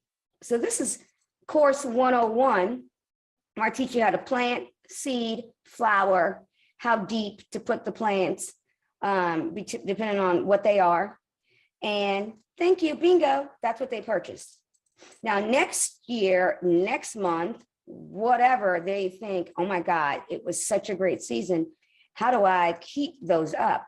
Do I have to replant all those? Do I have to prune those next year? So now you're giving them course 102. And you're recording yourself as you're teaching people when they want to know. So you keep recording and recording and recording all your sessions. And then you make that in order, put those things in order. And now you have a course. Now you have an ebook. Now you have things that will work without you having to constantly show up. Woo! Bingo. That's how we make our stuff evergreen. That's how we make making money around the clock. So you start off by putting the work in and recording. Then when you start to level up and upgrade, I show you how to scale. I show you how to put that someplace where people can purchase that later. I've already showed you how to do it in Calendly, and that's free. Now in Calendly, I think you can only have 1 or 2 things that you offer at a time for the free account. If you upgrade, and I think it's a yearly subscription, or it's pretty cheap if you do it monthly. I want to say like $2.99, $3.99, but I think if you do it for the year, it's like $39. It's something extremely affordable, and it works really, really, really well. And you can put pictures up on there. So when you send somebody a link, when they click on it, it looks cute, it's pretty. You can put yourself, you can put your logo. You can do a lot with Calendly if you have not ever tried them. And it's really simple. Like I don't even really have to explain it. That's how simple it is. When you go in, they tell you what to do, and it's really easy, okay? And that's a place where you can collect money, show your product as far as if it's not tangible. So you're selling time, or you're selling an appointment to sell something else, or you're selling the appointment right at that point, and the next time you meet, it will be on Zoom or Google because they've already signed up for a time, okay? So you have all these things that people say, oh, I can't do, right? And you can attach Stripe, if you have Stripe, or if you have merchant services other than Cash App or Venmo, you can connect that to both Uverse, which was the place that I told you to go on your phone to start a website. And then you can also connect it to Calendly. So there they can pay before they show up on your sites, on your Zoom, on your Calendly. And then you can also make things for free. Once people are in the group or in the fan group page or they're in your group and you just want to go live and give content and information for free, that's fine. Especially if you're doing a subscription, they've already paid for the month. So when you're giving free content, they appreciate that all month. And then next month, it's only for the people who are in the group already, and they've already paid you because they're on a monthly subscription. Now you can either keep that like that all the time, or when they drop out, you can remove them from the group. If it's a free group, keep it a free group. But then I would also have a private group where people are paying and you also offer a little bit more, okay? And you can have more than one fan group page, okay? So some people think, oh, she only wanted my money. No, you keep giving those people the content, and you can keep one for free, and you can keep one that's paid. And that's a good way to level up, okay? So they can like, hey, you're on this great site, and it's my fan book page, but then we have a private group for people who want to level up faster. And that's only $17, $18 a month. Okay, do the math. When you have 20 and 30 and 40 people and 100 and 200, that's good money. Okay, and I'll break that math down later. Okay, so what I want you guys to do is start by doing those 3 simple tasks: website, fan book, regular Facebook, fan book or group page. And then I want you to start to Google and go into Google or Facebook and start to look up groups who are already doing what you're doing and who are already in the field, and they have, thousands and thousands of followers. Go there, say good comments, say things there that are encouraging, give content, invite them to your page eventually in a nice way, or to an email. Oh, email me if you want more information about, maybe they asked a question and you can say, oh, I went through the same thing. I don't know if I want to share all my business right here, but if you email me, I'll tell you how I did it. I'll tell you how I got out of that rut. And now you have their email, and then you can send them to your site, because you don't want to look like you're stealing people from other people's sites. You don't want to be blocked in certain groups. So say nice things, comment. Doesn't always have to be nice, but comment, give real comments and good content in their group. And then when somebody responds back to you, you can say, oh my God, that is so awesome, or what have you. And then invite them to either your page, an email, and then after the email, they can then you can send them, where you want to send them. But start off by just comments, okay? So now you're getting people who know you, and you know what they start to do? They start to look you up, and they become your Facebook fan page follower, or Facebook, they look up your name. That's why I say get a Facebook page also. And then they've reached out to you, and now it seems totally normal. Now they're trying to friend you. It seems totally normal when you start interacting with them and giving good content and information, and you send them someplace else. It seems like they reached out to you, and you responded so nicely and so graciously as to help them even more. So you look like a savior, okay? So keep that in mind. look up other people's faces, fan book pages, Facebook, Twitter, Instagram, and see all the followers, make comments, look at their ads, if they're having any ads or anything like that. I'll show you a good place. This is another little tidbit. Write this one down, where you can show or find how people are advertising. You can go to Facebook ads in Google, library, and then you're going to get to a little screen, and then you can type in whatever your subject is or your niche or what you're looking at to start to do, or anything you like, your talents. Like I said, your trauma, your drama. It could be divorce. It could be a lost child, like people who lose children. I know that's a hard subject to deal with. And you put those things in, and then you see their ads and advertisements and who are at the top of that list. And then you kind of mimic those, or you get those ideas from those ads that are already in existence and are converting. Okay. So those are things you can do, right? What I want you to do now is take action. I want you to do those 3 things. And if you already have a Facebook page, a website, a hosting, you're already in business, I want you to start to go look up ads. So look up the ads in Google, Facebook ads library, so that you can start to advertise. If you're not making any sales, or you're not making the sales you want to make, this is what I suggest you do. Start looking up ads. And then if you would like, you can text me or call me or email me or go to my Calendly. I have a Calendly set up as well. And if you use Calendly, it's calendly.com/Agina Simpkins. So it's basically my name, and my name should be on the bottom of this. But my Calendly is Agina Simpkins, and it's actually calendly.com/Agina Simpkins. You can go there, and that's probably the easiest place to go first, and sign up for a free consultation, and I'll talk to you and I'll see where you are. Are you already in business? Are you trying to expand your business? Or do you need more followers? Do you need more people? Do you have nothing and you want to start, immediately? And there's all different places that we are in this process, or you have a lot of information and you don't know what to do with it.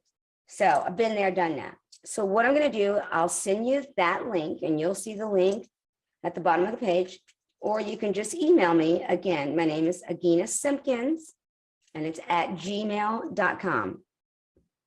And it's AGINASIMPKINS at gmail.com. Those are the 2 easiest ways so that we can see where you're starting, where you're coming from, and where you're trying to go. Okay. And then we'll go from there. On my Calendly, you'll see other options. If you want to jump in instantly at someplace else, you're welcome to do that as well. If you want to have a free consultation, you can do that as well before you get started. But I'm so glad you showed up. I want everybody to get up and tell yourself that this year you are doing what you say you're going to do. You are not giving up anymore. You're not changing your mind. You're not going to let somebody talk you out of it. Okay? You're not going to listen to the people who tell you what you can't do. We're done.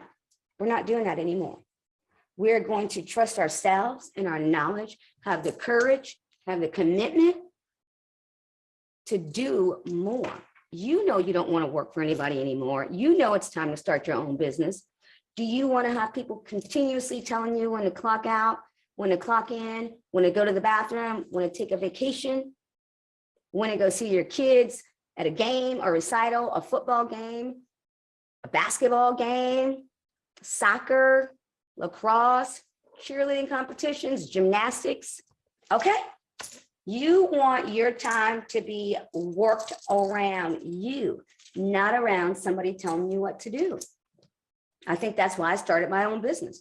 And that's why I'm here. I'm here to take and teach people how to take their time back, how to work for themselves, how to take their knowledge and their experiences and give them the courage to step out on faith and take what they know up here and make it a business, make it a profitable business. And then the next thing is like, oh, I don't know what to charge. I don't know what to, what to do with my time. How much is that? How much is that worth? When we start talking about people's time, it's priceless. It's priceless. And that is another thing I help you do. I'll help you manage what you're offering, what the time you're offering, and how to make that profitable in the beginning. Because I know that can be a weird situation. But if you are helping people, people are willing to pay way more than you think. Because you're helping them. You're helping them level up. You're helping them go to their next level. You're helping them be a better person. Everybody wants to do that. So remember, stay strong, stay tough, stay committed, and look me up. I will be there for you. I will help you. I will help you stay committed. I'll give you the courage. I'll give you the clarity. I'll give you everything you need to stay energized, consistent, and committed. We have to stay committed. I think that's where we lose it, is we don't know how to stay committed. Remember your why, and remember why you're doing it. And that's really helpful. But I will keep you accountable. All right. So thanks for joining me. Keep me posted. Look me up. Find me. And let's take it to the next level. All right. Thanks for coming. And let's make 2022 your best year. Bye. Conference. So welcome to all of you in the audience, and let us kick it off. And let's start with sharing a bit of our background on how we became leaders and how we became experts within our industry. Robin, why don't you kick it off? Okay, my name's Robin Corbins. I'm a 16-year educator in special education. I started in Louisiana in 2003, moved in 2005 to Atlanta, and nourished and honed my craft through a master's degree on my way back to Louisiana. So I made a round trip thanks to that famous hurricane called Katrina. And once I got back, I started working on my degrees. My children were, let's just say, in between, but the start was 88, and I graduated in 99 with my first one. Okay, my first degree. The second one was in 2007 after the 2005 hurricane. So in all those years, I just kept working to get what I felt I deserved. I love that. And Yvette, how about you? Experience. I became a leader in my industry. I was in my late 20s when my marriage ended, and I was financially, it was very difficult for me and my children. So I changed my career. I went into financial services, and that gave me such an education as a woman in a male-dominated industry.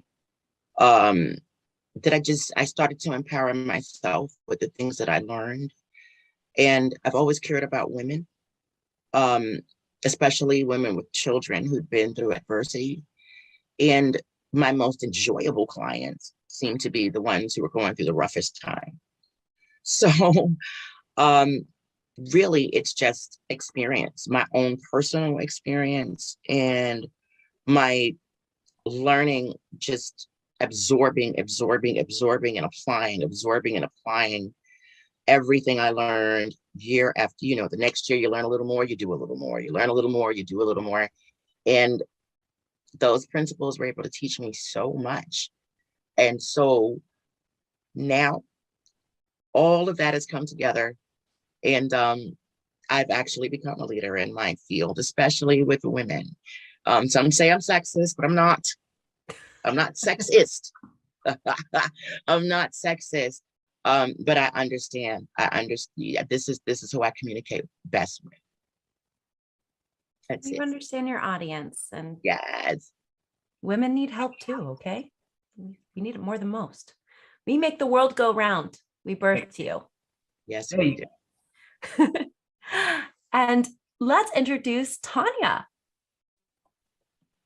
Hello, everyone. My experience actually started when I was a teenager. I developed a love. I discovered that I loved writing, and that was like a way for me to be able to express my creativity. So I went to college, of course, and got my degree in mass communication. My focus mainly, of course, was journalism. And I worked for a newspaper for about 4 years and realized that I actually wanted to do something else. I wanted a little bit more, um, I guess you would say, freedom as far as being able to express my writing. So I went into marketing and PR and found out that, hey, I love being a storyteller and helping others to be able to tell their story. So that's how I got into this, and I love it. It's my passion. That is incredible. And last one, best one on our panel, we have Amber. Hello, everyone. Amber Hawkins, hailing out of Toledo, Ohio. Long story short, came to love computers.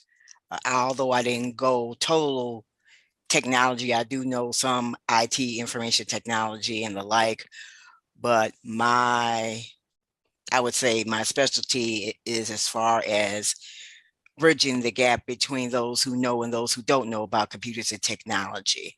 I went to the matriculation of school, elementary, junior, high school, college, all of that, and also have a master's in educational technology, human resources specification. The thing was that with all of that, it was challenging as far as employment was concerned. Varied experiences, which I'm glad about, but I found myself very unusually laid off more than employed. So I went through probably about 6 or 7 layoffs.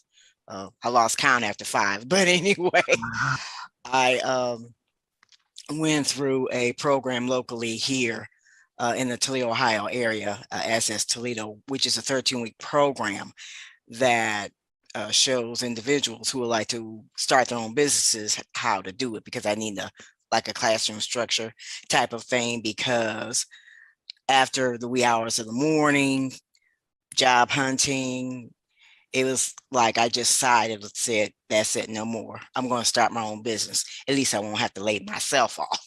So went through that, went through the ups and downs of entrepreneurism, and that is going to be constant. I'll tell anybody, that you stick with it and do what's necessary in order to stick with it, and been doing it ever since, and loving it where people have that aha moment, especially if they find computers and technology challenging.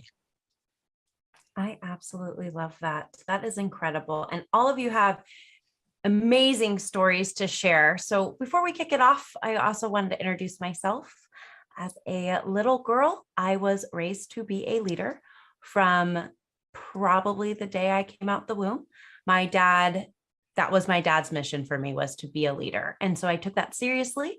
I'm the oldest of 6 kids. I was always captain of my cheer team, a president of choir, those types of things. That at the beautiful age of 17 was a store manager for an ice cream shop. Go me. So as I continued to grow up through my careers and college, I found myself always in management roles within sales and marketing. And I carry that on with me. And I'm sure none of you are shocked, but 2020 happened, and it wasn't the glorious thing we all thought it was going to be. Nope. So 1 week before my birthday, my 30th birthday, I was laid off, and I was a single mom. I was devastated. I was going into a new decade of life, jobless, and I didn't know what to do. And like everybody else and their dog, was calling unemployment and on hold for about 1 trillion years. So that wasn't going to work for me. I don't sit still very well. We will notice that in this panel. I will be moving everywhere. So I was looking at Grayson, watching him play, watching Disney Plus, wondering how Disney Plus was going to stay on. And in that moment, was also scrolling through Instagram, and it dawned on me that I could really teach people how to use social media and turn it into a scroll stopping moneymaker, because I was an award-winning salesperson and always top in my departments for being the queen of social media. So I merged those skill sets, created Gray Digital Marketing, and since then have done some incredible things like be listed as one of the top 50 marketers on the rise for the African American Marketing Association. So incredible stuff since 2020, and super grateful that I get to moderate this panel with such incredible women to share our secrets to success. And what I want everybody to know is success looks different for every single person. And how we got there is more important than where we've arrived. And so as you hear our stories, from the ones we just told to the ones we're going to share here in a few moments, look for those gold nuggets that resonate with you, because all 5 of us come from different backgrounds and all 5 of us have different stories to tell. But the success is in the details, and we've got to where we have gotten to because of hard work, effort, and for many of us, because we have children to feed. So we are so excited to share this moment with you, and we're all going to go around and share how we define success, because everyone defines it differently based on their own personal experience. And we're going to start with Robin, but how do you define success? For me, success is if someone learns something from me today. Success is not always about money to me. Yes, people need money. Yes, you have to pay bills. But being the type of person that I am, success for me is if somebody meets me and they learn something from me today, I've been successful today. Tomorrow, you're not promised anything. But today, you start at between 12:01 a.m. and 12 midnight. If someone's learned something from me today, that is a successful day for me. Now, everything else is what we call in Louisiana, lanya. That means extra. Okay, so whatever I can teach someone and they've learned it, it's success for me. That is You beautiful. teach them how to fish and they can eat for life. How about you, Tanya? So I define success where the things that you love to do meets what you were destined to do. That to me is considered as success. A lot of times, just like Robin was saying, you know, success isn't always defined by the bottom dollar. And I think that especially in my particular industry and helping small businesses to be able to tell their story, a lot of times they are so stressed and so focused on the money aspect. Yep. And it's not even about that, that if you are doing what you are destined to do, what you love to do, the money's going to follow. It's going to come. So that's my definition. It's simple, straight to the point. You know, it's all about what you're passionate about doing. And if it meets right there at that critical point of what you're destined to do, you've become successful. Beautiful, like absolutely beautiful. I love how the two just like merge together and you're like, no, this is what you love and what you're destined for. Incredible. Yvette. Well, when I was homeschooling my adult children, one of the things I would tell them is that if you can find what you love to do and find a way to make money doing it, you'll never work a day in your life. And that's cliche. I'm sure we've heard that before. But to me, that is success. Doing something for a living that is something you would love to do. Me counseling, talking to women, helping with finances and things like that. That's something for many clients I was doing for free anyway. So the people who couldn't afford me that I cared about. So success to me is that and being in the best physical condition I can be in, being in the best mental condition I can be in, being in the best emotional condition that I can be in, and close family relationships, relationships with my friends. So relationships are serious. Success also, I guess, is multifaceted. For me, is being debt free, retiring comfortably, having a plan for as I age. It's a lot of longevity in my family. My grandmother's like 102 when she passed. Everybody's like 90s, 100, 80s, and I don't want to be a burden on my children. So knowing that I've made the plans that need to be made, that while they're raising their children, they don't have to worry about mom. They can come see me and not see about me. So I guess that's success, all wrapped up for me. That's success for a lifetime. That is incredible. Amber, how about you? With what all the ladies mentioned, I will say, as far as the financial part, because you have to admit a lot of people are concerned about that, at least in that aspect of it, be financially literate. I would say that for me, actually back around 2019, 2020, that was the time frame I decided in my mind, because along with what I was going through, I came to the realization I was not financially literate as I thought. And that was very important to me. And it's actually very important as far as our livelihoods. I would equate that as part of success, because you are going to do what you're going to do, and in the enjoyment of life, at least have that financial foundation that you need. As far as what you do you find the joy in it? Because if you're not finding the joy in what you're doing, and it's like a day by day by day by day, you're feeling kind of robotic and all of that, maybe that needs to be investigated. Like, okay, wait a minute, is this going to equate to the life I'm trying to live, or is this going to be where this is how things are going to be it your job, be it business, be it whatever the case may be. So having that financial foundation, or at least learning more about it, and doing what you love that brings you joy. So people learning about and having that opportunity to overcoming whatever computer skill they're trying to learn, that brings me joy. I absolutely love all of these. All of you are so incredible. I just am like writing down these gold nuggets as we go.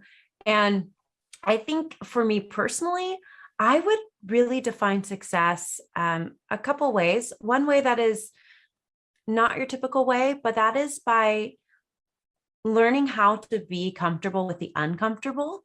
I think that when you're uncomfortable, you're trying new things and you're growing and learning, because our comfort zone is should be a very scary place for all of us. And then I also look at it as just help one person every single day. And so if me helping one person every single day helps take me out of my comfort zone, then I'm advancing and learning. And I consider that being successful, because I don't ever want to stop learning. And every golden nugget I take in, I get to give back out to the world. So that is how I would define success. So we're going to keep going with this panel. And if you haven't yet grabbed your notebook and pen, I suggest you do so, because it's only going to get better from here as we move along to our next beautiful question, which is, what adversity did you overcome to reach your current level of success? And looking back, what do you wish you did differently? And we're going to swing that lovely question over to Yvette. Belief. I think belief in myself was probably the biggest thing, because the comfort zone is not comfortable. You're used to it, but the comfort zone is not comfortable. And the belief that I could take it to the next level, the next level, the next level. was something that was very challenging for me, because everything I wanted to do and the ways I wanted to advance were things I didn't know yet. I had to learn. And things I had to implement that I just was not used to doing. So I think belief in myself was the biggest thing. And then I think looking back, I would realize that you can't be a one-woman show and run a business. You need people. We need people. There's nothing you can do on your own.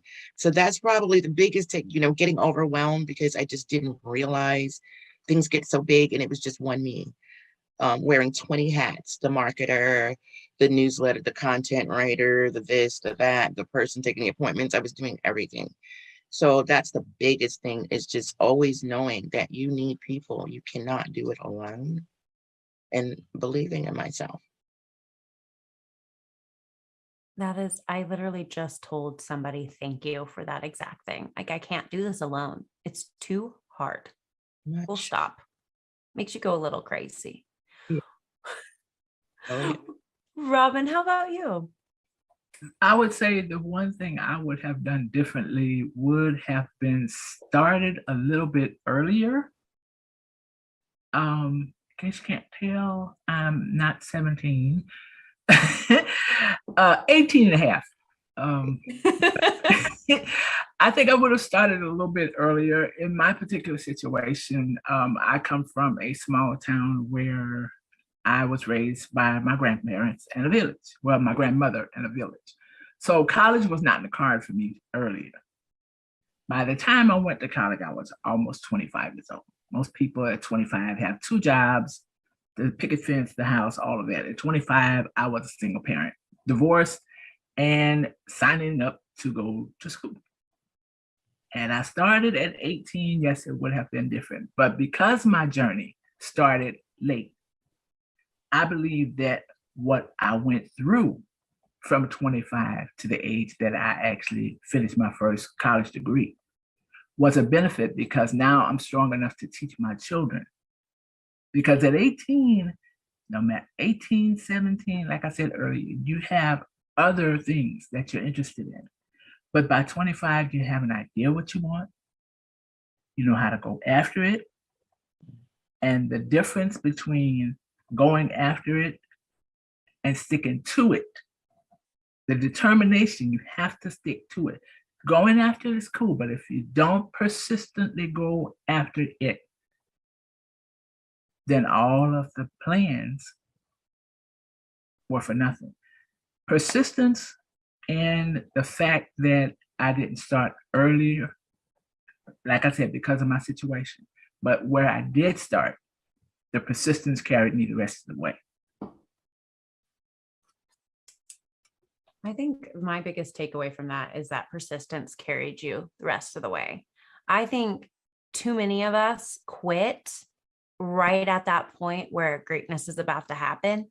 Yep. And if you can just keep on and want it just 51% instead of 50, Right. like that persistence is going to be what takes it all the way. And it's really the difference between those who win and those who haven't yet.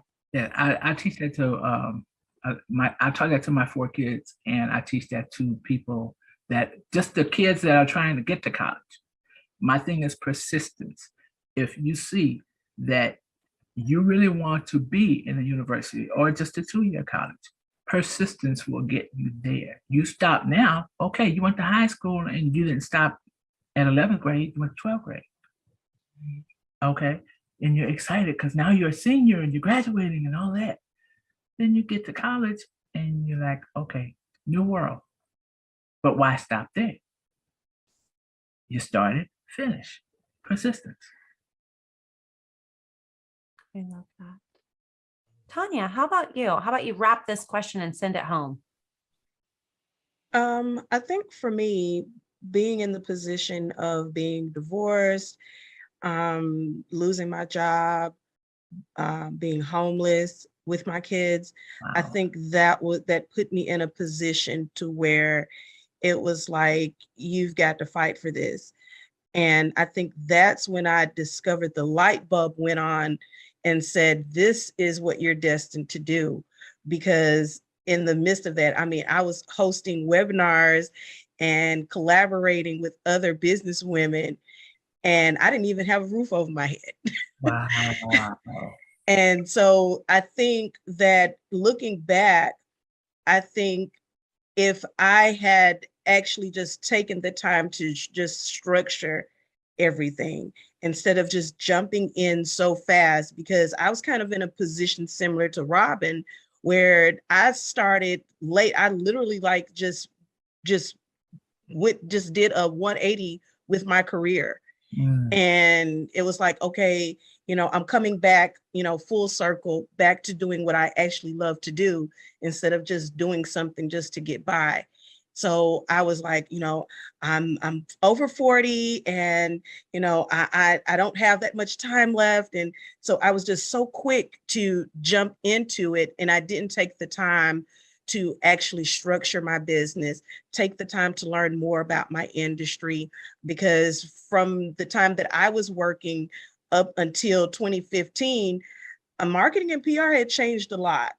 It had changed a lot. And it just kind of just was like this moment where it's like, okay, Tanya, you've got to go back to the drawing board.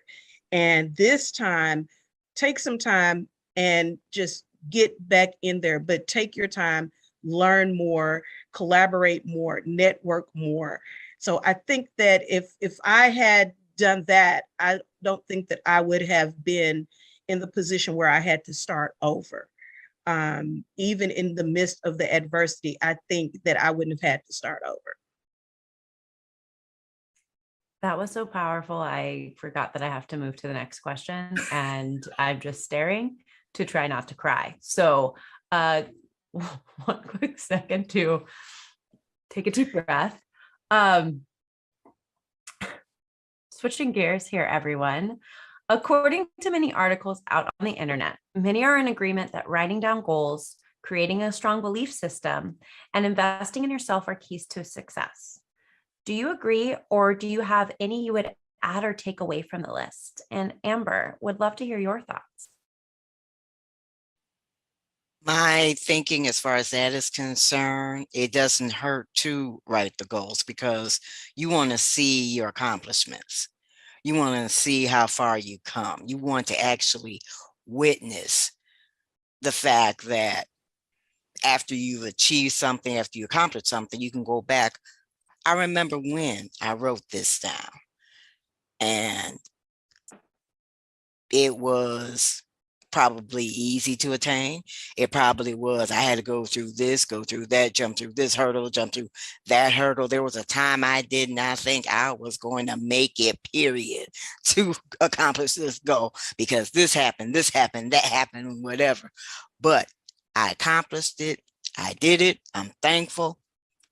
On to the next goal. And if you have to be your best cheerleader, if nobody's cheering for you, at least cheer for you, because it is you that you want to be the best you, and it's you who is doing everything from writing. And with computers and technology, you can write, you can type, you can write it on and put it as part of your smartphone, have apps to do that and everything from there. So yes, you do set your goals. Yes, you do set your boundaries, because you want, well, when I say boundaries, I'm going to narrow down boundaries as far as what are you going to tolerate in this process?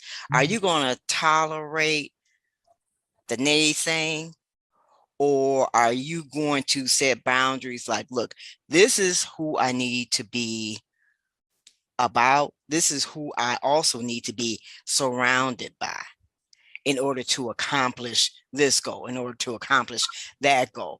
Because sometimes in the process of it, you're going to get those who will either put an obstacle or be an obstacle that you need to overcome. You have it where, they mean well, but then at the same time, what are you going to do as far as accomplishing this goal or that goal. And let me add, getting the help that you need too, because sometimes the goal that you're trying to accomplish is not going to be a one person thing. You sometimes, actually all the time, I should say, research it. That was mentioned before. You need to research as far as, okay, this is the goal I want to accomplish. It looks like it's something I really don't know the steps to take. Let me research what it's going to do, and maybe in the research have it where, okay, I see where from the Google results that could pop up that this person accomplished this goal, but they took it a different route. But I do have an idea that, okay, it's going to be more than I anticipate, so let me get the help that I need. I just love that. When you said, look at who you surround yourself with, two things came to mind for me. One was, I am a firm believer, since I do social media for small businesses and entrepreneurs, like sometimes we have to unfollow people in real life. Yeah. Hashtag unfollow somebody who's holding you back today. But also, I don't know if anybody remembers this scene or which movie it's from, but Medea is literally explaining that people are like leaves on a tree or something along that line, where she's like, it's like seasons. Sometimes they grow and sometimes they gotta fall away. And I always think of that when I think about those who are surrounding me. And I love people. I really, really do. But sometimes I have to recognize that negativity just doesn't need to live here. Right. Live out there. So, which really goes into belief systems. And Yvette, I know you had talked about overcoming and like your belief within yourself. And so curious how you feel about what all of those articles on the internet say from all of the life coach gurus in the world on goal setting and belief systems. Would love to hear your hot take. I agree. You know, but I would add to drown out the noise, sort of like what Amber was saying. Because my family believed in me, but my community didn't. They didn't, you know, so sometimes you have to drown out the noise. They didn't think I could do it. Many people were, just like Amber said, they were sabotaging, trying to assassinate character. She thinks she's this and all of these things, and she's not what she's. You have to drown out the noise. You have to stay centered. And as you said, you know, your boundaries have to be very clear. Who's allowed in your world, in your home, in your business, as a client. Sometimes I leave money on the table because I know good and well I'm not having an annual review with this person, but that's what I do in my career. You know, some people will drain you. So you have to set boundaries in all areas of your life. But most importantly, you really, really do have to drown out the noise. And then with all of the advice that they have, then you have to take massive action and be kind to yourself, because there's a duality of life. There's negative and there's positive. Expect it. Don't get upset. Don't get uptight. It's positive and negative. It's good and bad. It's consistent. It will always be that way. So get yourself of that mindset and keep it moving. Oh my gosh, that is so incredible. Just the stories in this panel today are just making me excited to go do something after we all go back to our corners of the world. Like, I want to take massive action. I want to take massive action right now. And we're still here. And there's just one last question that I want everybody to really hone in on as we look to these last couple minutes with one another and dive in pretty deep. But what is one takeaway each of you wishes that our audience will take from our chat about success? And what is one thing you wish somebody told you when you got started? So we're going to add to our original question. What is one thing you hope people take away from today? And what is one thing you wish somebody told you when you got started? And Amber, I'm going to send it back your way. And then I'll let you popcorn it to the next person. Okay, I would, in thinking about this question, it's like, what would the answer be? I would say, I wish someone earlier would had told me that you are not only unique, but you are unique to the point where you really don't need to compare to anyone else. You may see people getting ahead in whatever that they're doing, and it's like, why isn't that me? Why didn't this happen for me during this time or that time or whatever? You don't know what a person had to go through to achieve what they achieved. So you have to wear the shoes that is best for you. You can't fit into every shoe, and you can't wear every size. You hone in and you embrace, and you also congratulate yourself on how unique you are, because it's best that you are an original and not a copy. That is just wow. Like, you are unique and you do not need to compare. Everyone, grab your paper and your pen. Okay, good job. Can we patent that statement, original, not a copy? Yeah, can we please? Like, if you put that on the internet, make sure you tag her. So I feel Just, right. Okay. Just make sure I get my cut of the, Yeah, make sure we backlink that for SEO. Right. Oh my goodness, I know I told you to popcorn, but here I am being the distracting human that I am. No, that's fine. I thank you for mentioning that, Robin. So, hey, well, we'll go along with Robin, because I love this, and also at the same time, I think we all can agree that we are the best that we are, and we are all originals of us. And whoever, what was imitations, the flattery, or something like that, I can't remember. But if they're trying to copy what we're trying to do, like, oh, okay, there must be something going on. If a copy is trying to do what the original can do. Come on. She's over here just dropping diamonds on us all. Okay. Watch out, y'all. Robin, how about you? Okay, I need a couple extra minutes because she just like, she took the bomb out there. Everybody else is okay.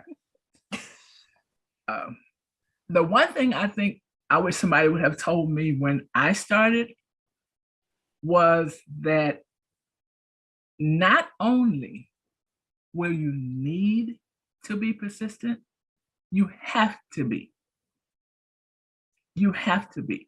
Because as Amber said, there are so many copies that are watching you as an original that if you're not persistent in where you're going, and you don't have a not necessarily a tunnel vision, but if you don't have a vision period, you asked a question earlier about what vision, or writing down a vision. Mm-hmm. I listen to Steve Harvey quite a lot, not just for his funny side, but he does have a motivational side. And I heard him say something that I've been working on now for almost a year: 300 things that if you could, you would ask God for. I am actually at 150, and I've been working on this for a year. You may need somebody to tell you you're beautiful. You don't need anybody to show you that you are. Look in the mirror. Oh, wow. Okay. You may need somebody to say, okay, you're smart, you're intelligent, you're knowledgeable. Mm-hmm. You may need to hear that from somebody. But look in the mirror. You know you better than anybody else. Mic drop. If you want the cure to imposter Life drop. syndrome, call Robin. You know you better than anybody else. And had somebody told me, I'm with Amber. I understand that, yes, we have people that will say, okay, you're most likely to succeed, this, that, and the third. I was neither one of them, even though I graduated half a year early. I was neither one of them. Again, as I said, the mic drop. You need, we all like to be stroked and, told we're pretty.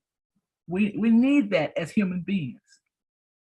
But you know you better than anybody else. And I would tell somebody today that not only do you know you better than anybody else, you know what you want before anybody else does.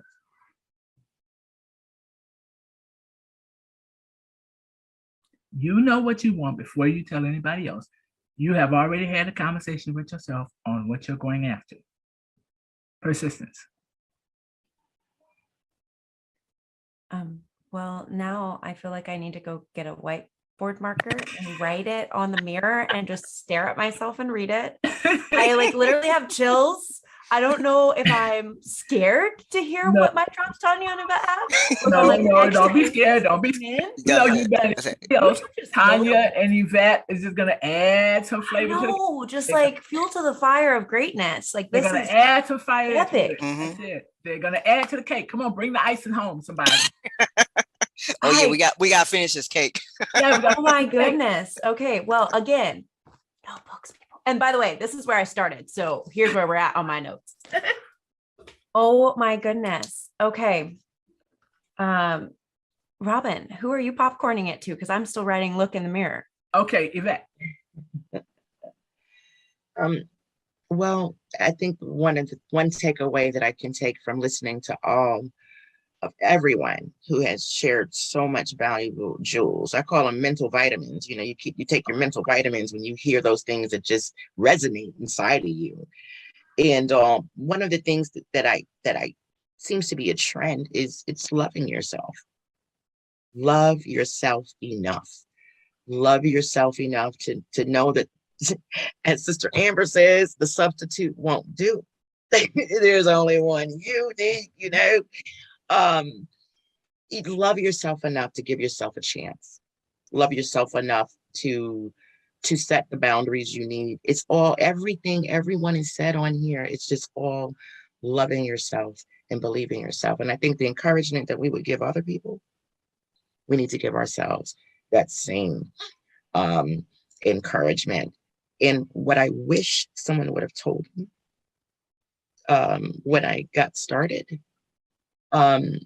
is the difference between being self-employed and running a business. I thought I was running a business and it was only me. And I became critically ill. And when I became critically ill, when I shut down, what I thought was my business shut down. So now I understand very clearly that if business runs, whether I shut down or not, that's a business. It keeps running. I really wish someone would have told me that, because I sure thought I had a business. I was in business and it was just me. That's a start. It's a necessary step in the process to get started, but that's not the end. Agree on that part. Any business has different aspects, as Yvette mentioned. I just wanted to quickly interject that burnout is no play in the park. I've experienced it myself. Being burned out. Woo-hoo. This era of self-care, as they call it. Oh. Say what you want, but it is extremely necessary, like Yvette said. And I believe she is also saying too, if you don't take care of you, how can you take care of anything and anybody else? Mm-hmm. Mm-hmm. Show of hands, how many of us have had burnout to the point of collapse? Yes. We could probably spend a whole hour talking about how to avoid burnout. Burnout. Yep. Right. Avoid it. It's a secret to success. Mm-hmm. I mean, so powerful to just love yourself. And literally, we could spend a whole hour just talking about what it felt like and what it looks like on the other side.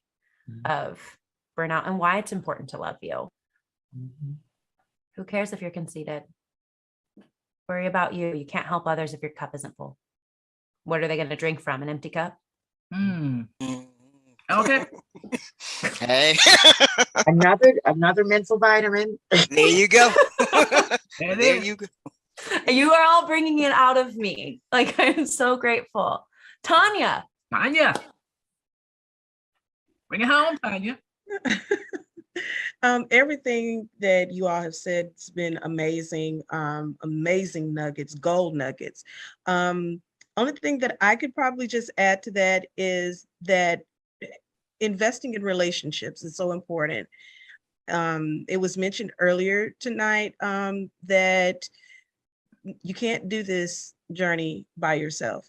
Even as a solopreneur, you still cannot do it by yourself. So investing in relationships, and I use the word invest because it is, there's value in that. That's a resource. So you want to be successful, make sure that you invest in relationships. One of the things, oh my goodness, that I wish someone had told me on this journey was, so many different things, that failure is a part of the journey. It is. And I think that that was something that created a stumbling block for me during the beginning, because I was so wrapped up and so afraid to fail and to fall. But if I had not failed, I wouldn't be in the position where I am right now, because I've learned so many things from failing. So it's like, now I know what not to do. You know, I know who I need to connect with. I know who I need to network with now. So I wish someone had said, girl, it's okay. It's okay if you fail, because guess what's going to happen? You're going to get energy. You're going to get resources. You're going to get support to get back up.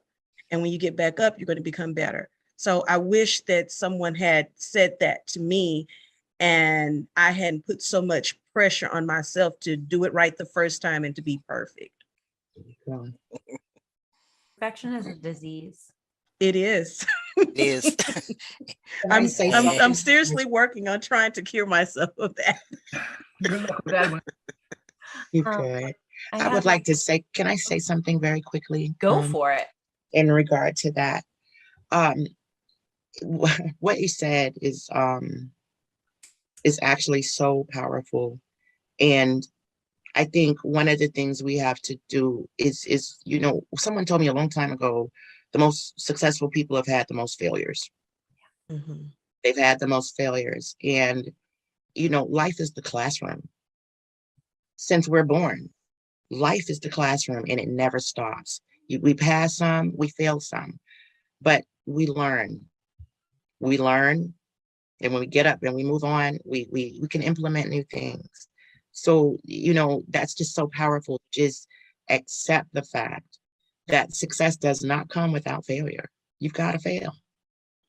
You've got to fail. Just like a baby trying to walk. They keep falling, they get up, they fall, they roll over, they get up, they bump their heads, they fall flat on their backs, but they keep it moving. They keep trying to walk. It doesn't matter how many times they fall. I think we need to keep that, find that place inside of us that we had when we were just beginning our life. I mean, if you think about it, really think about babies for a second. They know walking's possible because they see people do it every single day all around them.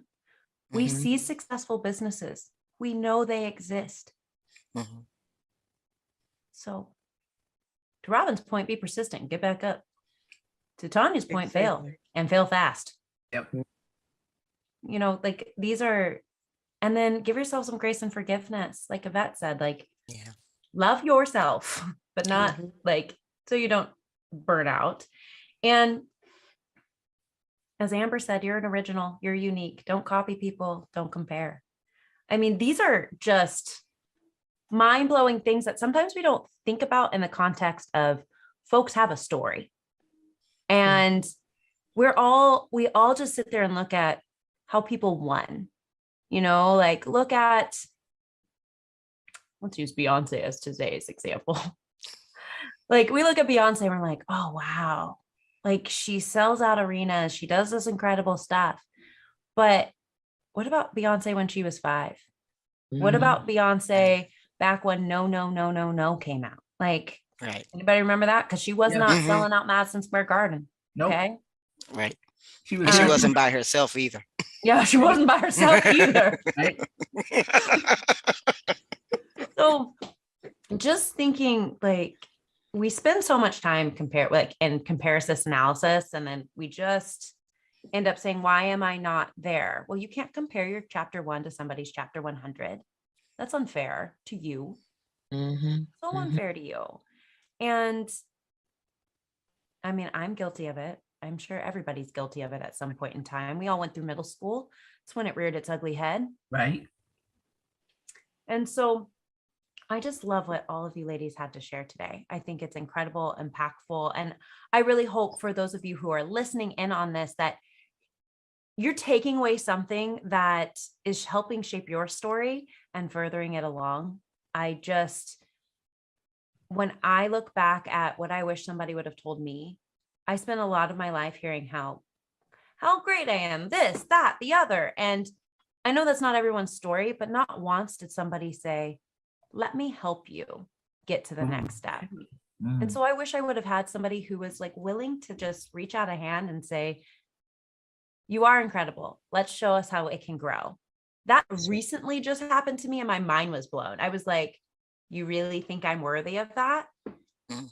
I can do this. And so, it was a relationship. And that relationship said, hey, I have somebody else who can help you.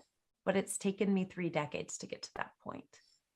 Mhm. And if I want anybody to take anything away from today, I want all of you to look yourself in the mirror, because Robin's was like my biggest like goosies.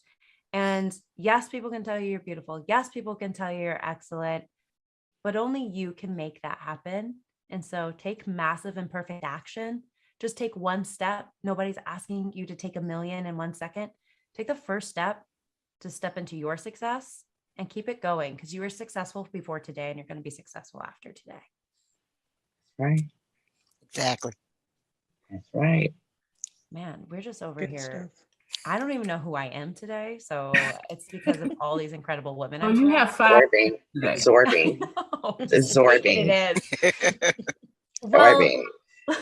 Yes. ladies, I know we're wrapping this up, but I think it's super important. Every single woman on this call is a business owner. And so I want to know how folks can connect with you. If somebody's sitting there going, gosh, I wish I had somebody to write my content, or gosh, I wish I had somebody to help me like just move forward from PTSD, or gosh, I wish I knew how to get my kid to college, or goodness gracious, somebody help with this computer. How can people connect with you, Tanya? You can connect with me on my website at mjsvirtualservices.com. I'm also on Instagram, mjs_virtual. And you can also find me on Facebook at MJS Virtual Collaborative. I love it. Amber. They can reach me, yourcomputerneeds.net, and click on the contact link for Facebook, Instagram, Twitter, YouTube, and also LinkedIn. The letters YCN as in Nancy, OTLLC, the number 0, the number 5. Love it. Robin. You can reach me at using my name at Facebook, Instagram. I am doing Robin 2019. You can reach me, the easiest and the quickest today would be thequeenmother2017@gmail.com, because that is my email address, and that is like my phone. I check my email quicker than I check my phone. So you can reach me at Facebook on my name, Robin Corbins. You can reach me at Instagram on Doing Robin 2019, and you can reach me, email thequeenmother2017@gmail.com. I love that email. The Queen Mother. The Queen Mother. I love that email. Put some respect earned on my it. name. I have truly earned it. I have 4 now adult children and 1 brand spanking new 4-month-old granddaughter. So I feel like I have earned it. Yes, you have. Yes, you have. So that would be the quickest way to get in contact with me, other than I believe I have a LinkedIn page too. I don't use it a lot, but we need to talk, Amber. We need to talk about you and those computers, because my computer has seen better days. Okay, definitely will.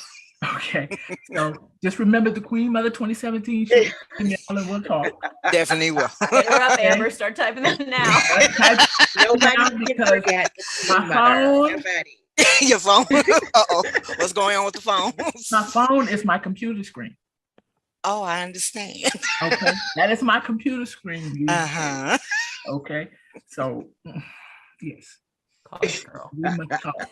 But Mhm. ladies, thank you for the nuggets. I appreciate the time.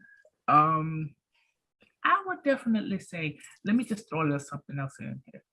Those of you, now don't wait until your baby is 18 and contact me, because she needs to be in 9th grade getting her money together to go to college.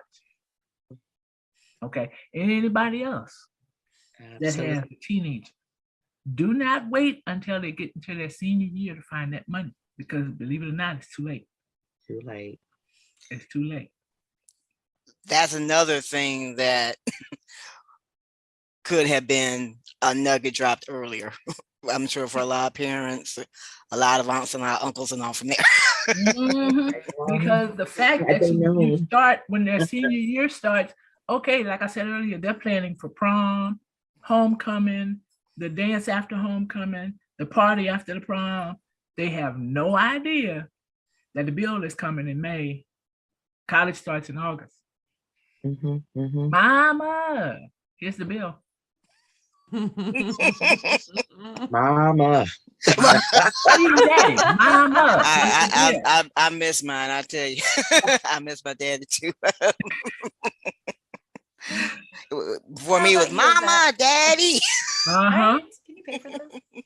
I do understand, but there's a way to find money to get these kids in, even if it's just a 2-year school. They want to go to there's a lot of ways that it can be done. They can go from high school to let's just say get their associate's degree in the 4 years you're in high school. Mhm. And there's a lot of ways around it, and it's free money everywhere. Free. Let me say it one more time. Thank free you. 99. Free 99. Free 99. Oh, I love And it. throw on trees, Free everybody. 99. Free That means 99. You pay nothing. Love it. Oh my Free goodness. 99. Yvette, how can we connect with you? Oh my goodness. You can connect with me at yvette.adams@threegenerations.org. My website is threegenerations.org. And you can find me on Facebook. My name is Yvette. No. You can find me on Facebook as Yvette Monique. I should change it to Adam to be consistent. And then our Facebook page is at post-trauma growth. So you can just put in there the @ sign and post-trauma growth, and 3 generations will pop up. I love it. Well, friends, if you would like to connect with yours truly, easiest ways to get me to answer you quickly would be follow me on Instagram and send me a DM at Gray with an A, digital MKTG. You will see a lovely picture of me in a hat. Usually I almost wore it today. I'm like the queen of hats because I wear many of them. And then you can also find me on LinkedIn under Raylan Logan. That is RELAND LOGAN. I am the only one, so you're not going to get lists of them. So if you really ever want to find me, just type in Raylan Logan and I will be the only thing that shows up on the internet. So happy and excited that we got to spend time with all of you. Please, please, please connect with any of these fabulous women that are on this panel. We make things happen, and they had such incredible stories to share. And in case you need a real quick wrap up on, we're curious what I wrote down today, we have You Are Unique and You Don't Need to Compare from Amber. Robin, look in the mirror. You know you better than anyone else. Yvette, catch those mental vitamins every single day, but this will be a heavy dose of them. And love yourself, don't burn out. And Tanya, invest in relationships and fail forward fast. Yeah. So thank you so much for sharing, ladies. You truly are incredible. I hope you hear that time and time again. And if not, please follow Robin's advice and go look in the mirror. And everybody, remember to fill your cup because you can't help anybody with it. All righty, everyone. We'll talk to you soon. Thank you, Raylan. Bye, Good night, ladies. Bye-bye.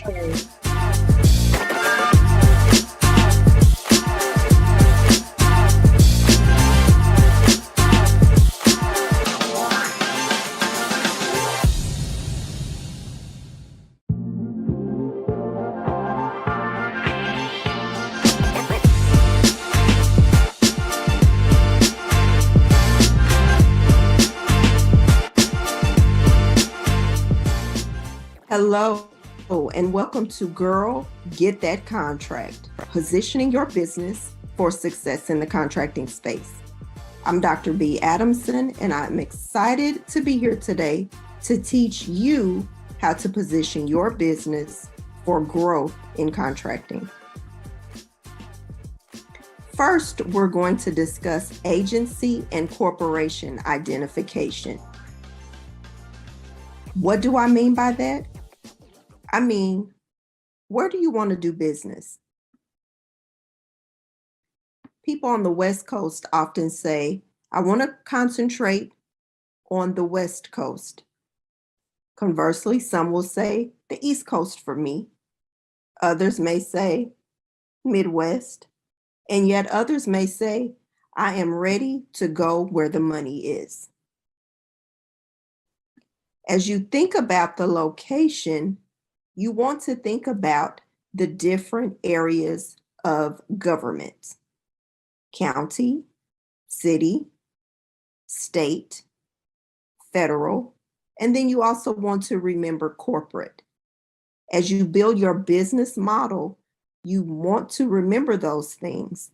Where do you want to do business? And at what level do you want to work with the government? Keep in mind, there are entity requirements. Depending on the entity as well as the project, there may be requirements that a business must meet. For example, specific number of years experience, bonding. They may require that you have a local office.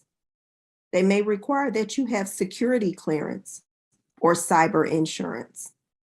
We know a lot of ransom is being asked for folks that are getting information through data breaches. So now agencies and corporations alike are asking and requiring cyber insurance of those that are contracting with them. Entity types.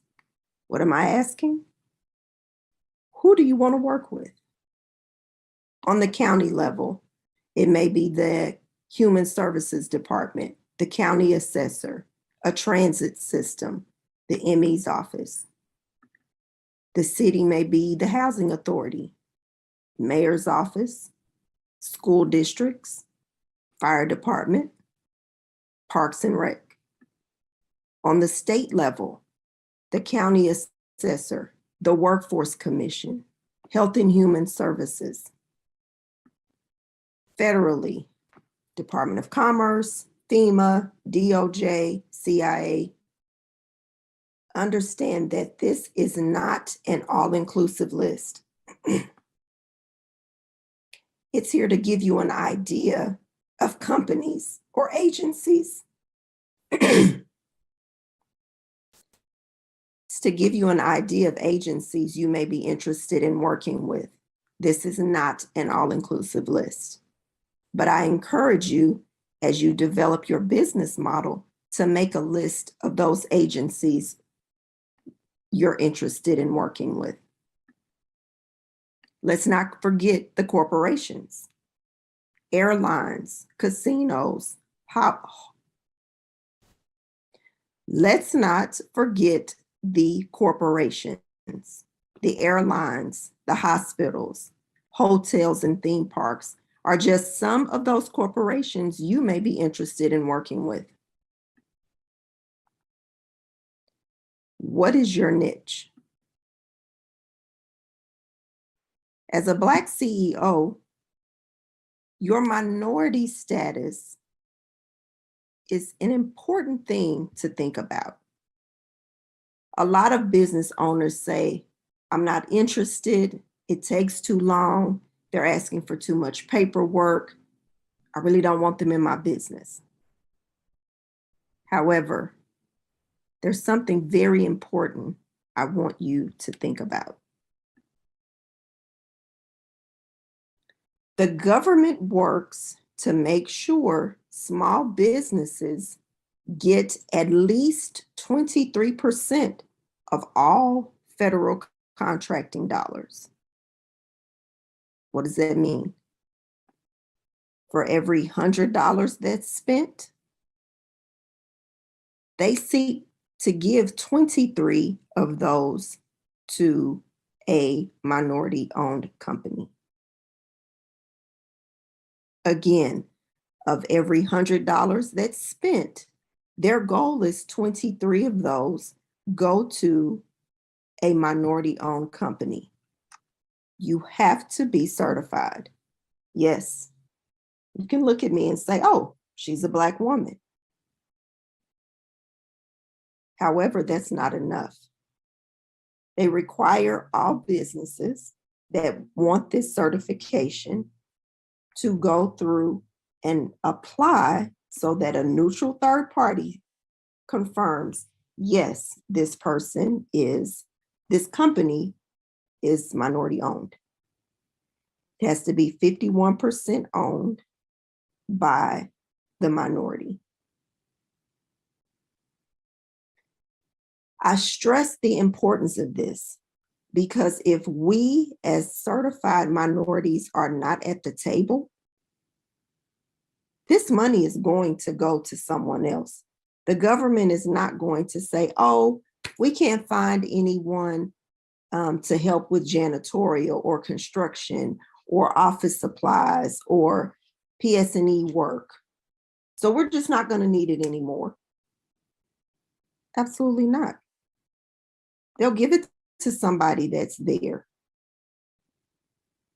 But their goal is 23%. But if we're not at the table, they can't give it to us. So I encourage you, if you are not certified, to fill out the application for that certification. Primes need certified minority firms to meet their contracting obligations.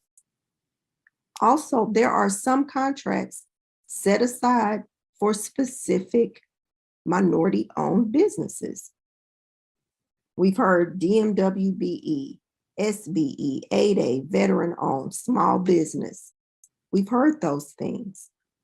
But if you don't have those designations, those are opportunities that, one, have a smaller pool for competition, that two, if you're not certified, you can't participate. Subcontractors versus prime contractors.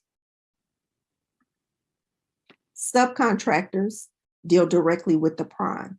They're not involved with the agency. And it gives you an opportunity to really learn contracting. A lot of times people want to jump deep, but they don't have the skill set. They don't have the business acumen. They don't have the experience. So I encourage you to consider subbing on contracts. I'm not saying for forever, but as you build your business model, you'll know when the time is right to transition. And it's not that you'll always transition fully into prime. You may say, I want to work in prime with federal agencies right now, but I'm good at being a sub in my local government. Typically, subcontractors are newly formed entities. They want to really learn working with a specific agency. They may not have the financial bandwidth to pay for insurance or bonding. And they may want to focus on some of those informal purchases, which we'll talk about in a little bit. Prime contractors, they usually have more experience. They have larger capacity so that they can cover insurance and bonding requirements. They manage those teams from start to finish. If a sub doesn't do the work and doesn't perform, they have to do it or they have to find someone that can. It's a lot of responsibility being the prime. Yes, you get more money, but there's also more responsibility. Small businesses. I want you to raise your hand if you own a small business. Many times people don't want to say they own a small business because they believe there's a negative connotation there. However, you'd be interested to find just how small a business is when you look at the definition in Title 13, Part 121 of the Electronic Code of Federal Regulations. These size standards qualify businesses for certain small business initiatives. Again, another layer of opportunity. Don't shy away from being small. It has its benefits. Okay, you've decided, okay, I'm good. Let's move forward with contracting. I encourage you to review terminology. RFQ, RFB, RFP, single source, sole source. These are all terminology terms that are used in government contracting. Solicitation, bid date, Q&A, addendum, clarification. What do those mean? It's a lot of terminology. If you're unfamiliar, I encourage you to get familiar. RFBs, requests for bid. You've often heard it referred to as low bid. They're looking for who can do it the cheapest, who can deliver it the cheapest. Do not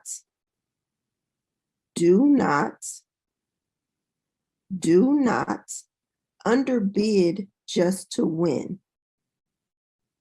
Know your break-even point. Know your profit margin. Then prepare your bid. You may have two bids at the same time. You may have one that's a bid that you want a profit margin of 6%.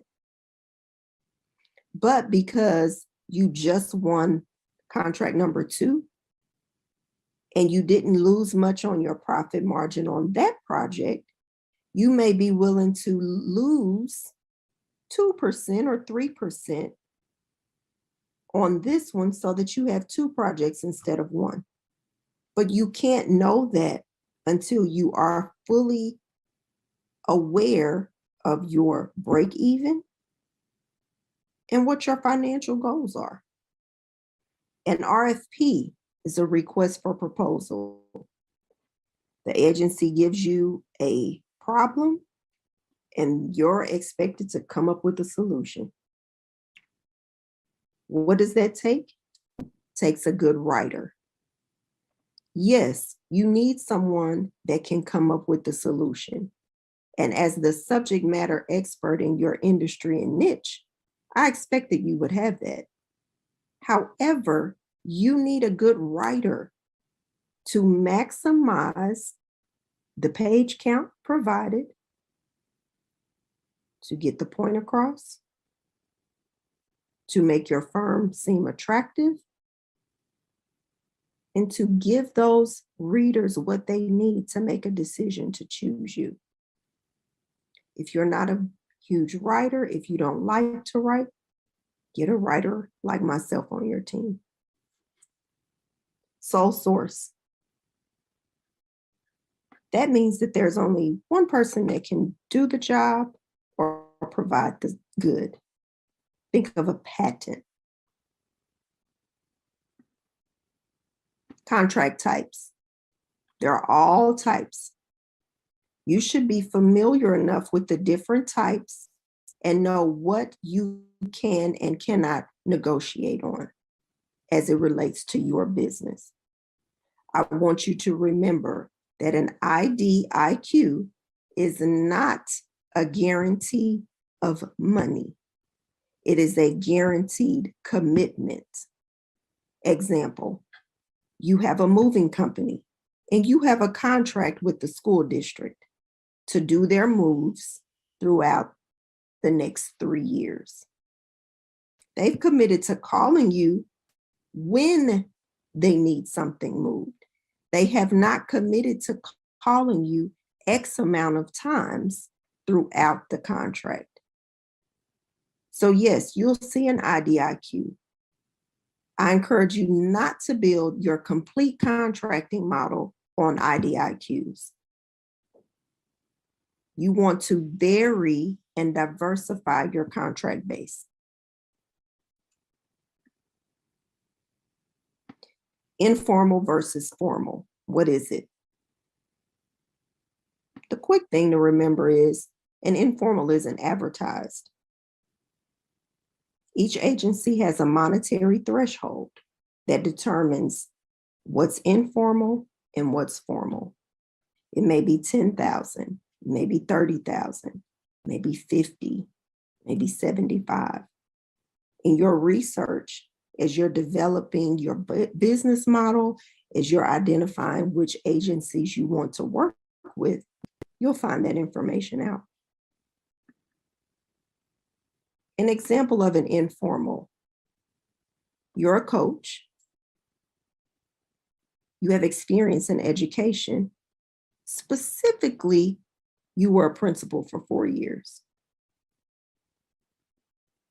An agency, being a school district, calls you and says, oh, we see that you coach principals.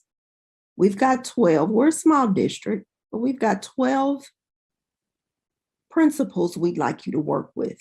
We've got some administrative goals, we've got some professional development we'd like you to work with them on, and just to coach them to be better within our districts.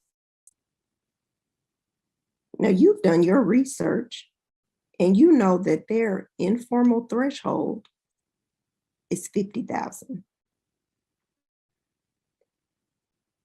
They told you they have 12 principals.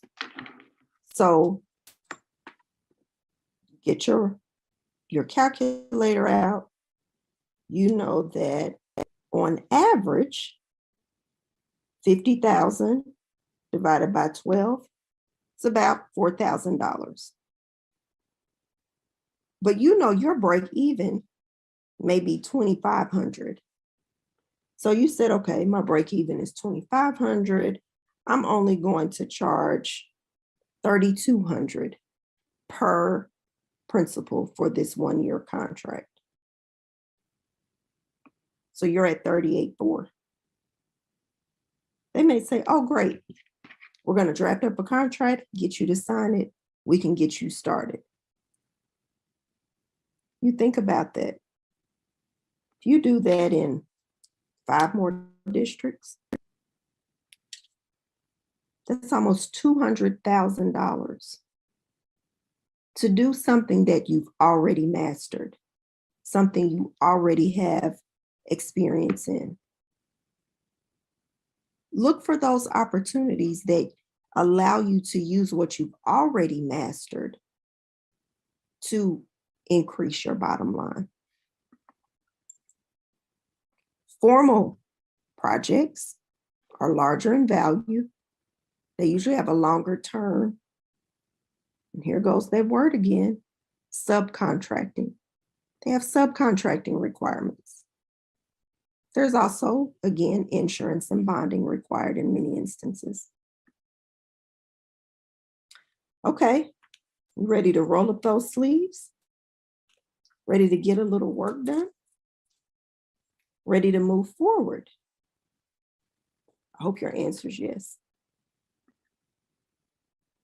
Letting schedule. What is that? What is a letting schedule? This shows the days that bids are scheduled to be open.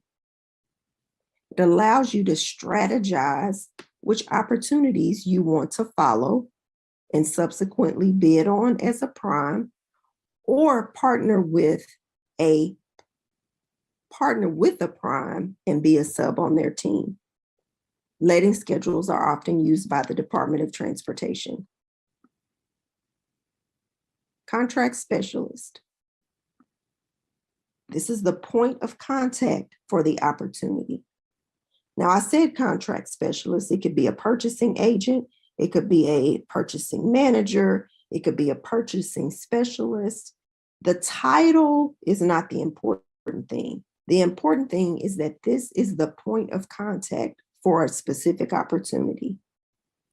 They will provide answers to clarifying questions. They may host outreach events or public meetings related to that project. You'll want to keep that person in mind and keep their contact information handy. Project forecast. Some agencies provide a forecast.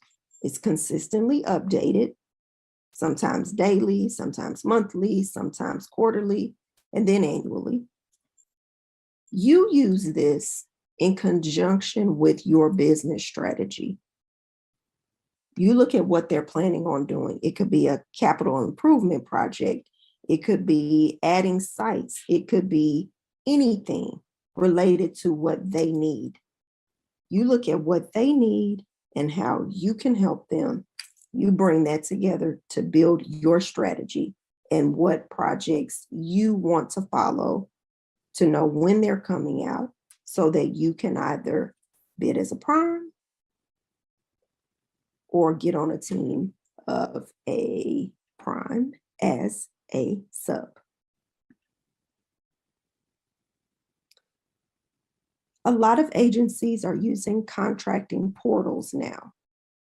So if you are anxious about using the computer, if you don't want to spend time in front of a computer, if you want to hire someone else to look at this information for you, that's fine.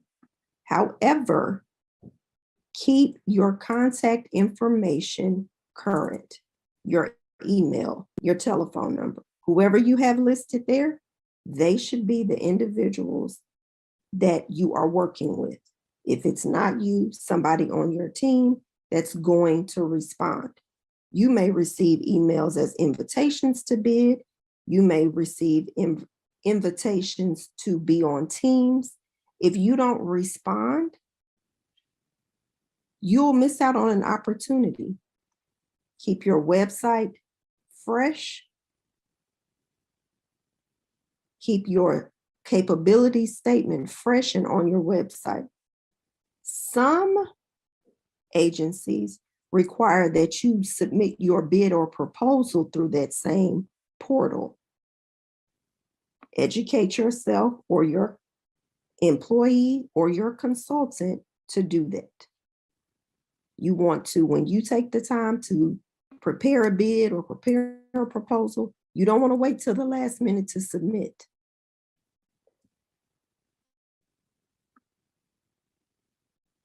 It's not just about looking at lists, doing research, and watching websites. It's about building relationships. When I work with my clients, I tell them that we're playing the relationship long game. This is not an expectation that I sit down with the prime today, we have a Starbucks coffee, and tomorrow you send me this agreement that says from now until forever, you are forever going to be my sub for every contract that I have. It's not realistic. Primes need subs. Subs need primes. It's a joint partnership. Every opportunity that comes your way as a sub or as a prime might not be a good fit. Follow your business model. Know what your plan is. Move forward with that plan. There may be opportunities that come to you that you were unaware of, that you may adjust your business strategy, and that's fine. But know that building these relationships is for the long haul. It's not just what a prime can give to you as a sub, but also what you can give the prime as a sub. Your knowledge, your tools, the things that your company may have built in relation to IT, the experiences you've had, your network of folks. Because while you may be one minority certified business, generally, you associate with others that are as well. A prime may say they need a minority-owned firm in a specific area. You may know who that person is. Share that information. But remember, every relationship will not result in a contracting opportunity.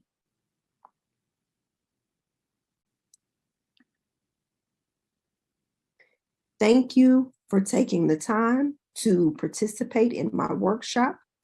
I want you to consider obtaining your minority certification if you have not. Get your website built out with an email address tied to your URL, not Gmail, not Yahoo, not AOL, not Outlook. I want you to make a list of the agencies you want to work with. I want you to determine the location in which you want to seek business.